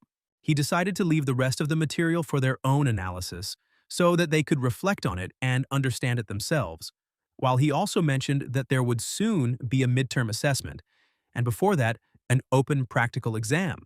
Some students were glad that the lecture had finally come to an end, but others were unhappy that Decline had stopped halfway and just left like that. Ifrin felt as if an epiphany had come upon her, and the feeling was difficult to describe in words. Meanwhile, Beck approached her. He resembled Decline in appearance and behavior, showed hatred towards Ifrin, and called her a representative of the common people. Julia decided not to stand aside and asked him why he had started calling her names again, as if he wanted to start a fight lately. Beck noted that it was all because of their showing off, as for commoners, and meanwhile asked Ifrin what she had done to go from being the last in the class to being the second. Ifrin wanted to just ignore him, but Beck asked her how she was able to bribe Decline, even though she was not of noble birth and was not well off. This caught Ifrin off guard, and Beck later added that everyone already knew that she was attending private lessons with the professor. Ifrin denied it, saying it wasn't true, but Beck continued to insist on it, saying that she was just a fool who hadn't even graduated from the academy. Beck also suggested that perhaps Decline simply felt sorry for her, since it seemed like he wanted to give her the Mana Stone as a gift. Beck crossed all boundaries and completely stopped thinking about what he was saying, and as soon as he started talking about Ifrin's past and her parents, the girl immediately lost her temper. His words angered Ifrin so much that she was ready to hit him in front of the other students. However, Julia stopped her in time, saying that she could be punished again. And remembering Decline's words that magicians should always remain calm, Ifrin calmed down. Ifrin smiled and thanked Julia, saying that it looked like she had been working a little too hard. As a result, everything ended with a small verbal altercation, and fortunately, it did not come to blows. However, anger filled Ifrin, and even after a long time she still wanted to take revenge on Beck for all his dirty words. Meanwhile, while walking around the campus, Ifrin suddenly bumped into Sylvia and was surprised by such a meeting. Sylvia was just waiting for Ifrin to talk to her alone. However, her question was quite abrupt and irritating to Ifrin because, oddly enough, Sylvia asked her if she really was getting extra lessons from Decline. This angered Ifrin, and she told her everything she thought about the situation, saying that she and Declan were in a terrible relationship, so there was no way he could be her tutor. After this, Sylvia was convinced that Ifrin was telling the truth, and in the meantime also asked her if she had heard why Decline had entered the laboratory for the first time in 3 years since her father's death. Ifrin confidently stated that Decline could not possibly have gone there, because he would never be able to repeat her father's work because, after all, her father was a genius. To which Sylvia replied that in that case, she should know that Decline had been visiting the lab every day for the past 3 months, and that he had also cleaned it up, hired an assistant, and brought in new magical tools. Ifrin, listening to this, could not believe that Decline had once again taken up her father's developments, but he was not capable of continuing his research on his own. However, she told Sylvia that she didn't know about it. Maybe Decline just decided to do something of his own, and besides, what did it have to do with her? And that was the end of their conversation. A few days later, Decline gave another lecture. This time the guys gathered not in the classroom, but on the street, and Beck, as always, tried in every way to offend Ifrin and Julia. Decline asked for silence and announced the beginning of the lecture, explaining to the students that, as he had promised, today they would have their last practical exam before the midterm assessment. And today's lecture will be a public practice. In front of an audience, students will engage in a magical duel. They can use any magic they know to fight each other, but they will need to demonstrate at least 3 forms of pure elemental magic during the battle. Besides, no matter whether they win or lose, Decline will be evaluating the fight itself. And while watching them, he will write down their strengths and weaknesses. Meanwhile, Professor Rellin will also be present to ensure that no one gets seriously injured, and therefore the fights will take place without restrictions. After this, the first fight began, and at first everything went quite smoothly. At first, the students were awkward due to their lack of experience in fighting, but eventually they managed to concentrate and use their magic. And of course, the difference in strength between the students was noticeable to the naked eye. Some guys like Beck continued to mock the commoners, saying that they didn't deserve to study in the magic tower. However, Ifrin continued to support the guys no matter what. Meanwhile, it was Beck's turn to choose his opponent to fight, and oddly enough, he chose Ifrin. Ifrin herself was also happy with this outcome, because it was a great chance for her to take revenge on Beck for all his dirty remarks about her. Even though Beck kept trying to get on her nerves, Ifrin remained calm and alert to prove to everyone that Beck's magic was trash compared to hers. However, the start of the fight was quite problematic for Ifrin at first glance, and Beck managed to attack her. Beck thought that the battle would end there and he would be able to easily win, but that was not the case. Suddenly, the tide of the fight changed and Buck no longer looked so confident of his victory. And in the end, Ifrin was able to defeat Beck without much difficulty, and she couldn't help but take the chance to mock him. Decline noted that the fight ended too quickly because some idiot couldn't take a punch properly, which meant that there wasn't even a proper show for the invited guests. Ifrin asked to give her another opponent, because due to the fact that Beck was too weak, she was still unable to use the 3 forms of pure elemental magic. Decline replied that this was indeed the case, and that it would be wrong to end the examination in this way, so he wanted to choose the next opponent for her. However, Ifrin, pointing at Decline, stated that she wanted to fight him. This caused a surprised and violent reaction. Relin also did not ignore such a statement and said that Ifrin was crossing all boundaries. For Ifrin, this was a long-awaited opportunity to fight Decline, and even if she missed this chance, it wouldn't be a problem for her to be ridiculed for a while. And yet, Decline himself responded that he was not against such a duel and accepted Ifrin's challenge since, as he himself had previously stated, there were no restrictions on this exam. But be that as it may, the professor will not be able to fight on equal terms with the student, so Ifrin will attack first. Ifrin's heart fluttered at this moment. Finally, after a long time, she was able to fight with Decline. This was the very moment she had been waiting for so long. Of course, she understood that she would be unable to do anything against an opponent who was superior to her in strength. She also understood that there was no point in this fight, and yet, Ifrin could not help but take advantage of this opportunity to close the gap between her and the man she would one day defeat. Decline was quite surprised by Ifrin's strength, and it was clear that she was giving it her all. However, her strength was still far from enough to defeat Decline or even injure him. Despite the fact that she failed with her first attack, Ifrin did not give up and continued to attack him. Meanwhile, Decline told Ifrin that she had a certain habit when using magic. It becomes more noticeable when the movements of her magic become wider. As a result, Ifrin did not notice how Decline used magical interference against her again, causing her to no longer be able to use magic against him. However, even so, Ifrin did not give up and fought until the end. And since she could no longer use magic, she decided to defeat him with physical force. But in the end, it only took one flick from Decline to send Ifrin far away on the battlefield. Decline noted that the effective combination of pure fire and wind elements, as well as the use of earth magic to create a dust explosion, all triggered by her magic sense, was incredible. But even if her instincts are excellent, it will not be possible to do what she tried to do, provided that her dexterity does not exceed Decline's mastery of the elements. And the reason why she was able to show herself like that is because of Ifrin's talent Vessel, the ability to use all kinds of elements when she wears this bracelet. Approaching Ifrin, Decline said that, unfortunately, the result was obvious, but even so, her performance was not bad. After which, Decline announced the end of public practice, and the students will have to concentrate on the upcoming midterm assessment. At the same time, Ganesha met with her old friends, and among them was Yuria, the island girl played by Woojin's ex-girlfriend, Ara. However, Yuria was no longer a normal game character, and suffered the same fate as Decline. Or rather, on the night that Woojin entered the game and became Decline, Ara noticed a strange bright light on the way to the car. This bright light swallowed and erased her, and then the sounds of her world disappeared completely. And when she opened her eyes again, there was no trace left of her original world. So she woke up in the game. The first thing she saw was Ganesha, who was saying something about Decline and his plan to use gifted children. Even though everything around her looked strange and unfamiliar, Ganesha and the rest of the guys looked familiar. And that's not strange because these are characters in a story that she herself worked on creating. At that moment, Era realized that she had somehow miraculously been transported into the game, and now she was Yuria. And since Ganesha was the strongest traveler in this world, Yuria decided that the best decision would be to stay with her. After all, she simply has to survive and find a way to get out of this game. Meanwhile, Decline finally received his staff, which he had been waiting for so long and with the help of which he wanted to become even stronger. The staff even had special attributes. It independently helped the user to understand magic, as well as use it more effectively. In addition, the wand could be repainted in the color that best suited the clothes.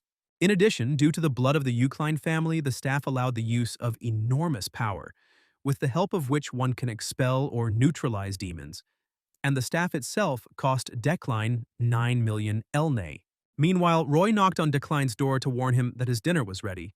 Seeing the dinner that awaited him, Decline was quite surprised because earlier, Uriel had said that their financial situation was not the best. Uriel herself said that they needed to eat well to overcome difficulties, so she asked to cook this for him so that he would be full of energy. This is because they managed to sell the antiques that Decline had ordered to be sold, and those items were in great demand. And it got to the point where the auction house began to have difficulties. Uriel and Roy even thought that it was all a dream, because the funds they received had reached such a level that they would no longer have to worry about the estate for several years. This outcome of events could not but please Decline and the rest of the Eucline family. A little later in his office, Decline was preparing for a midterm assessment, and was angry with his game character. After all, he had now put a lot of effort into composing questions for the exam, and in order to get ideas for questions, he decided to look at the previous tests that Decline had given. And all these questions were impossibly difficult for ordinary students, which once again confirmed how arrogant Decline really was.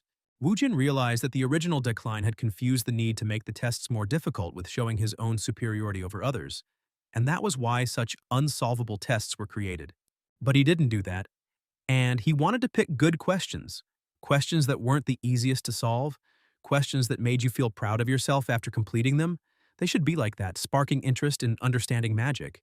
Every action of Decline as a professor could play a key role in the development of new magicians, so a lot depended on him. After some time, he reached the last box, and the questions in it were already noticeably different from those, as if they had been written by a completely different person. And even despite their high complexity, they could spark genuine interest.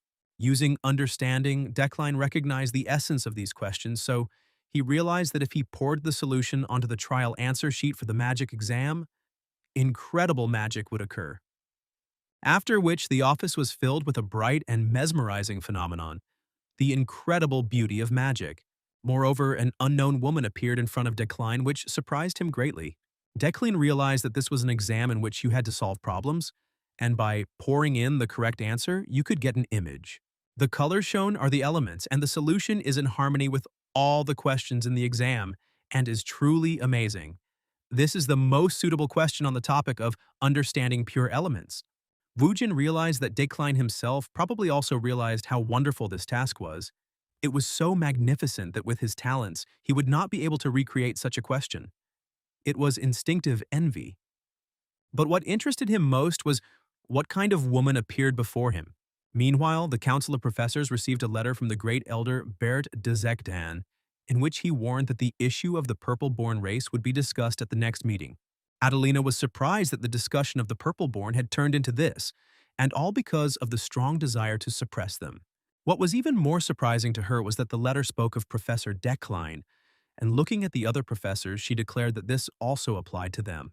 Adelina was the chairwoman of the Imperial University's Magic Tower, and as a promising Archmage candidate, she possesses terrifying power. However, her character is surprisingly extremely simple and playful.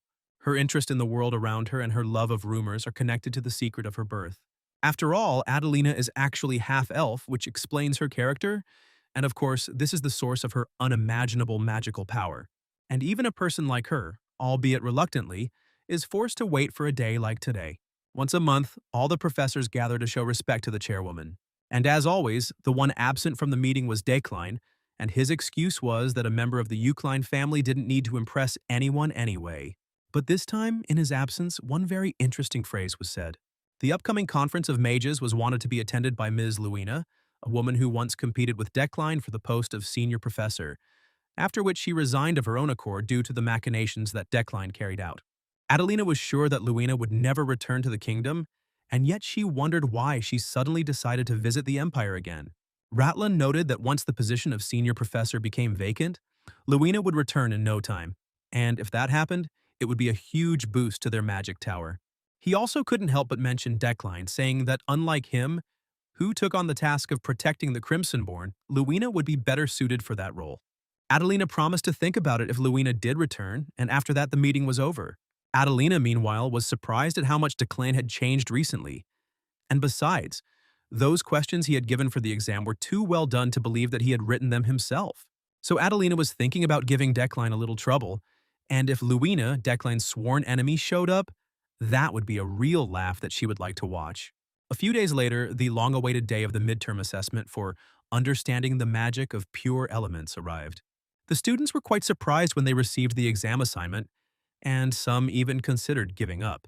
Alan noted that the questions were presented in a non-standard format, so he understands the students' confusion, but all the assignments were compiled in accordance with the materials covered.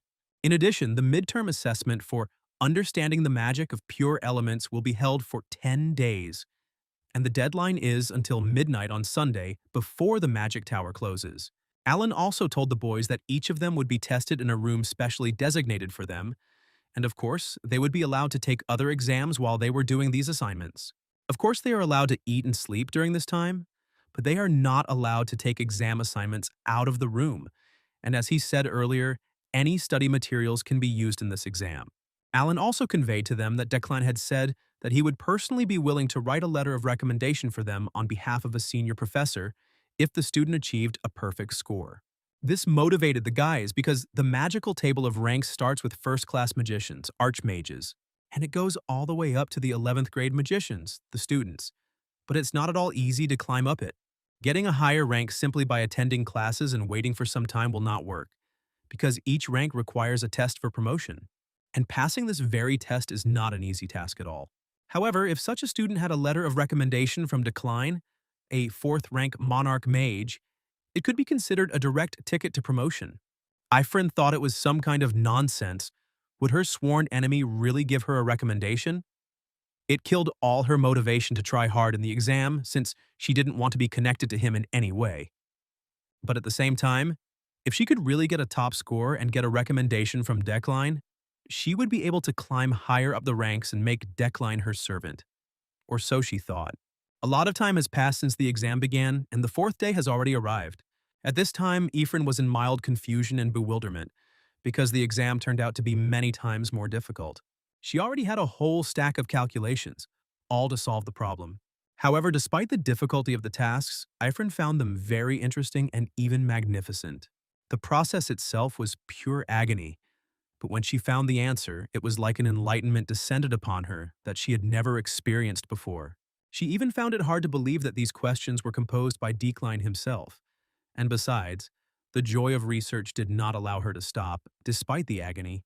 Ephraim was determined and confident to earn a perfect score in order to get Decline's recommendation, but she came across a question that she didn't know how to answer. So she decided to take a short break. In order to clear her head a little, Ephraim decided to go out for some fresh air, but she wasn't the only one who had this desire. Sylvia spent about 30 hours on a single question and finally solved it. Meanwhile, she considered the words about Declan's recommendation to be nonsense, because anyone who could earn the highest score on this exam would under no circumstances fail the promotion exam. And yet she wanted to earn the maximum score, not for the sake of the recommendation, but for herself. Sylvia found these questions beautiful, as if each one were a key leading to a unique insight. Therefore, Sylvia thought that if she could solve them all, she could be sure that she would become stronger as a mage. Meanwhile, she and Eifrin accidentally bumped into each other, and they were both pleasantly surprised to see each other. And the only question that interested them from each other was how many questions they had solved. Eifrin and Sylvia said this at the same time, which made them feel awkward for a moment. Sylvia decided to answer first and said that she was stuck on the 8th question, but Eifrin was surprised because she was also stuck on a question, but on the 7th. However, Sylvia was even more surprised, because she could not believe that Eifrin was only one question behind her, and even thought that she was lying. They didn't manage to talk for long because immediately after that Sylvia left, deciding not to waste a minute of extra time. And while the exam was in full swing in the tower, Decline felt that a great storm was about to come, and his instincts did not fail him. From the newspaper, he learned that Emperor Kribaim was in critical condition. Kribaim was known for his gentle and calm nature and always sought to strike a balance between divine and imperial authority. He also did not apply a hostile policy towards the Purple-born, and the problem is who became the new emperor after his death. This ruler is the most important figure in the world, and also the most problematic. And her name is Sophian Ekatere August von Gebrein, and it looks like big changes are about to happen in this world. Meanwhile, the last day of the exam arrived, and during this period, there were many students who dropped out of the marathon exam. However, the line between the weak and the strong was too obvious. And yet, even without grades, all the students boasted that they passed the exam as if it were a medal. After the exam, the students did not enjoy their freedom, but instead thought about what they had learned. It was unusual and attracted everyone's attention. Even the professors of the Magic Tower wanted to take a look at that very exam question that was shrouded in rumors. And right now, the number of students trying to solve the last 8th question is only 2. Ifrin was sure that she would be able to solve it. She just needed to concentrate a little more, when suddenly something strange happened. At that moment, an incredibly bright and mesmerizing light was seeping through the door of one of the rooms, which was impossible to ignore. Decline knew from the start who would be able to solve the last task first, so he wasn't too surprised. The first one to solve the last 8th question on the exam was Sylvia, for which Decline successfully congratulated her. There was a real beauty of magic in her room, and all this is the answer to the last question, bright colors filled with magical elements. Even the cool blues were warm, and under the stars that shine with hope in the darkness, they are both hot and cold at the same time, dazzling yet sharp. It was a true masterpiece of Sylvia's magic and skills, and although these questions were composed by Decline himself, he failed to realize such beauty, probably due to his lack of skill. Behind this same question was hidden Wu Jin himself, who dreamed of becoming an artist, but he had no talent. But even so, he wanted to touch people's hearts with his works and continued to pursue art. This was the same Wu Jin.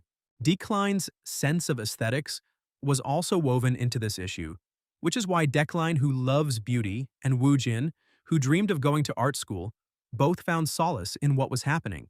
After all this, Decline thanked Sylvia and left. Sylvia also wanted to thank him because it was thanks to this question that she realized how beautiful magic itself is. Ifrin, no matter how hard she tried, was unable to solve the last task. And besides, the time allotted for the exam was over. However, despite the failure, Ifrin continued to smile. Of course, she was upset that she was unable to get past Sylvia and earn the highest score. But what was more interesting to her was that, without even noticing it, she had stopped thinking about the letter of recommendation and decline. As a result, only her magical curiosity and indescribable thirst for knowledge remained. Even though the exam was already over, Ifrin still wanted to continue trying to solve the last question. But in the end, after spending a lot of effort, she still couldn't solve it. But she would have felt some satisfaction if she could answer the last question. And what upset her even more was that, after such a difficult exam, a door with offensive graffiti and a cold bed awaited her. However, at that moment, she saw the guys from the club coming towards her. Julia and the guys were waiting for Ifrin because, as they planned, they should relax together after the exam, for example, eat something delicious. This moment really meant a lot to Ifrin because, for the first time in a long time, she could finally feel not alone. After a few days, Ifrin finally managed to find the answer to the last question, and she did not regret spending so much time on it. After that, Ifrin enjoyed carefree days without exams in the company of friends from the club. Ifrin was glad she passed that test because it was the most incredible moment she had ever had. Meanwhile, Julia asked her if she had heard the recent news about Decline since there had been a huge stir after his questions at the exam. Julia also told Ifrin that they said that Decline had been called away somewhere. To be more precise, to the floating island. The floating island floats at an altitude of 1,500 meters. It is the pinnacle of magical engineering and the mage community as a whole. Rumor has it that all knowledge and magic is contained on the island. It is the future of their world. And it is also an autonomous region which is not accessible to ground systems. And naturally, quite eccentric people obsessed with magic gather there. Some mages highly appreciated the questions that Decline had composed, and it soon became the most discussed topic on the floating island. Because of this, Decline was invited to the island to give a lecture on the topics raised in the questions. Decline himself did not expect that this exam would become so popular, and yet he also received a quest to give a lecture on the floating island, for the successful completion of which he would receive 30 mana points. Moreover, the payment for one performance is not small. In Korean won, it is about 1 billion. So he even seriously considered this option for development. Declan greeted everyone happily and began his lecture, the topic of which was University Tower Midterm Exam. The lecture itself will take just 2 hours to complete, and before moving on to the exam questions, Decline began with a brief explanation of pure elements. However, not everyone considered the genius of these questions to be Decline's merit, such as Rowena von Schlott-McQueen, who considered these assignments to be plagiarism. The lecture went more than well, and before moving on to the assignments, Decline used the materials from previous lectures to facilitate understanding. Decline did this to ensure that everyone present was focused on the new, systematic explanations. And when he moved on to the sixth task, the most interesting part began. Adelina couldn't contain her curiosity, so she asked what, based on the above, would happen if they made a distinction between pure magic and species magic. She was curious to know how best to combine the elements from the sixth task in this case to obtain the best type of destructive magic. Declan wasn't surprised that Adelina was being cheeky to him even here, after all. She did have a mischievous side, and given how the previous Declan had behaved, it was no wonder she suspected him of ghostwriting. That's why he decided to play along with her a little, in order to spice up his lecture. He explained that this required adding the basic diagram into a linear form like this. After this, the flow of questions from Adelina did not stop, as if this lecture was only for her alone. However, thanks to Decline's knowledge, he answered each of her questions with ease. Thanks to the intense gazes of the mages who considered her a nuisance distracting the lecturer, Adelina calmed down a little. As a result, he spent too much time on Adelina's questions, which left him with only 10 minutes left, so he decided not to go into details about the last task. After this, a very interesting, albeit provocative question came from Rowena in the audience. She asked Decline if it was true that he himself had composed the eighth question. In response, Decline asked her to clarify what exactly she meant by this. Rowena stated that she had made herself clear. She was interested to know whether he had really composed the eighth question himself. After this, heated discussions began among the mages whether Rowena suspected Decline of ghostwriting. When asked by Rowena, Decline calmly and confidently replied that drawing inspiration from others is natural. However, Decline stated that every task in this exam was personally composed by him, after which the audience shone with the bright and beautiful light of his magic. He also asked if Rowena was satisfied with this answer, and despite all her discontent, she could not object. After this, the lecture was successfully completed, and in the meantime, Decline completed the quest. According to the plot, there is a bad relationship between Decline and Rowena, but today everything went relatively smoothly, but something will happen soon. Meanwhile, on the way, Decline came across an unfamiliar girl, and he was instantly overcome by the feeling that he had already seen her somewhere. And to tell the truth, this meeting was unexpected and strange for him. The girl's name was Charlotte. Declan had studied with her at the university, and he extended his hand to greet her. However, Charlotte asked him if they were close enough to call each other by their first names. To which Decline asked her how Princess MANHUA was doing. Wujin didn't care what the relationship was between Decline and Charlotte. He was more interested in Princess MANHUA, whom she was guarding. After all, Emperor Kraebane will die very soon, and this event will become a turning point in the plot. Many characters in the story will find themselves between life and death, which will lead to new clashes. And Decline, in turn, must save the life of a character named Maho, one of the characters created by Wu Jin, who plays an important role in the plot, as she can positively influence the outcome of the mission in the second half of the game. The princess's origins complicate matters greatly, as she is second in line to the throne of the Yuan Republic and third in line to the throne of the Lok Empire. There is always a trail of blood and war behind someone like her, and she is currently in the Empire under the pretext of studying. But once the current emperor dies, she will leave the Empire, which will put her life in danger. Charlotte was displeased with Decline's insolence, saying that he had not at all gotten rid of the habit of picking on insults even in elementary conversation. To which Decline told her not to get worked up, because he would become the vanguard, ready at any moment to protect his comrades who had put their lives on the line. Before leaving, Decline gave Charlotte a magical negotiating ball, asking her to contact him when she decided what to do next. Of course, at first she didn't want to accept his help, but in the end she agreed. Meanwhile, the princess also came to her and was concerned about Charlotte's anxious appearance, telling her not to give in to stress. Maho noted that soon the brothers' subjects would arrive here and try to either use her for their own purposes or kill her. But she herself did not understand who needed this throne at all. After all, Maho ran away to the Empire, citing her studies, but in fact, she really liked living here, and besides, it was safe here. However, she understood that the future emperor would not leave her alone, so they needed to escape as soon as possible. Meanwhile, Maho handed Charlotte a suitcase with the money she had managed to save, but she didn't quite understand what it was for. Maho noted that she knew that after paying the mercenaries who would accompany them on their way back, her pockets were completely empty. But Charlotte denied this, saying that she was able to earn money herself. However, the princess could not be persuaded, and she also asked Charlotte not to take everything on herself alone. After all, this money is intended for everyone, so she can consider it her investment. Charlotte was sympathetic to Maho and said that she would use the money to hire as many people as possible to protect her. Meanwhile, through the window, she saw a strange man who was watching them, not with good intentions.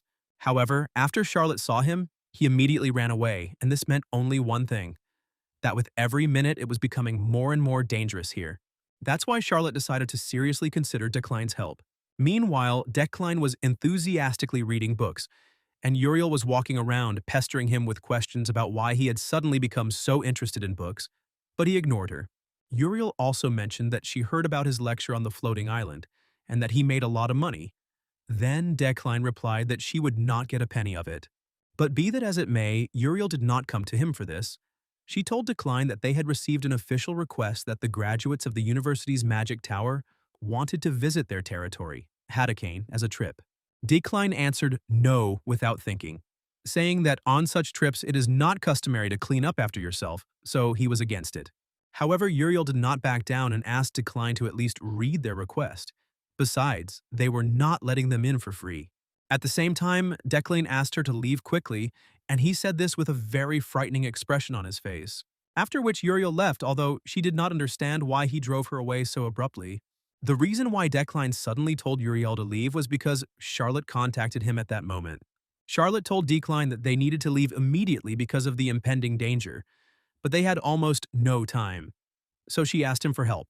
Decline immediately agreed, saying that then she would have to follow his every word, explaining that the princess had only one way to get outside the borders of the empire. The route was very dangerous, and at the same time this makes it the most reliable of all. This is the Crevice Canyon. Charlotte asked him if he was joking since this place was filled to the brim with demonic energy. Declan asked her if she really thought that by choosing the easiest path, she would be able to turn away from the path to her own destruction. For this reason, Declan asked Charlotte to trust him and dare to cross the Crevice Canyon.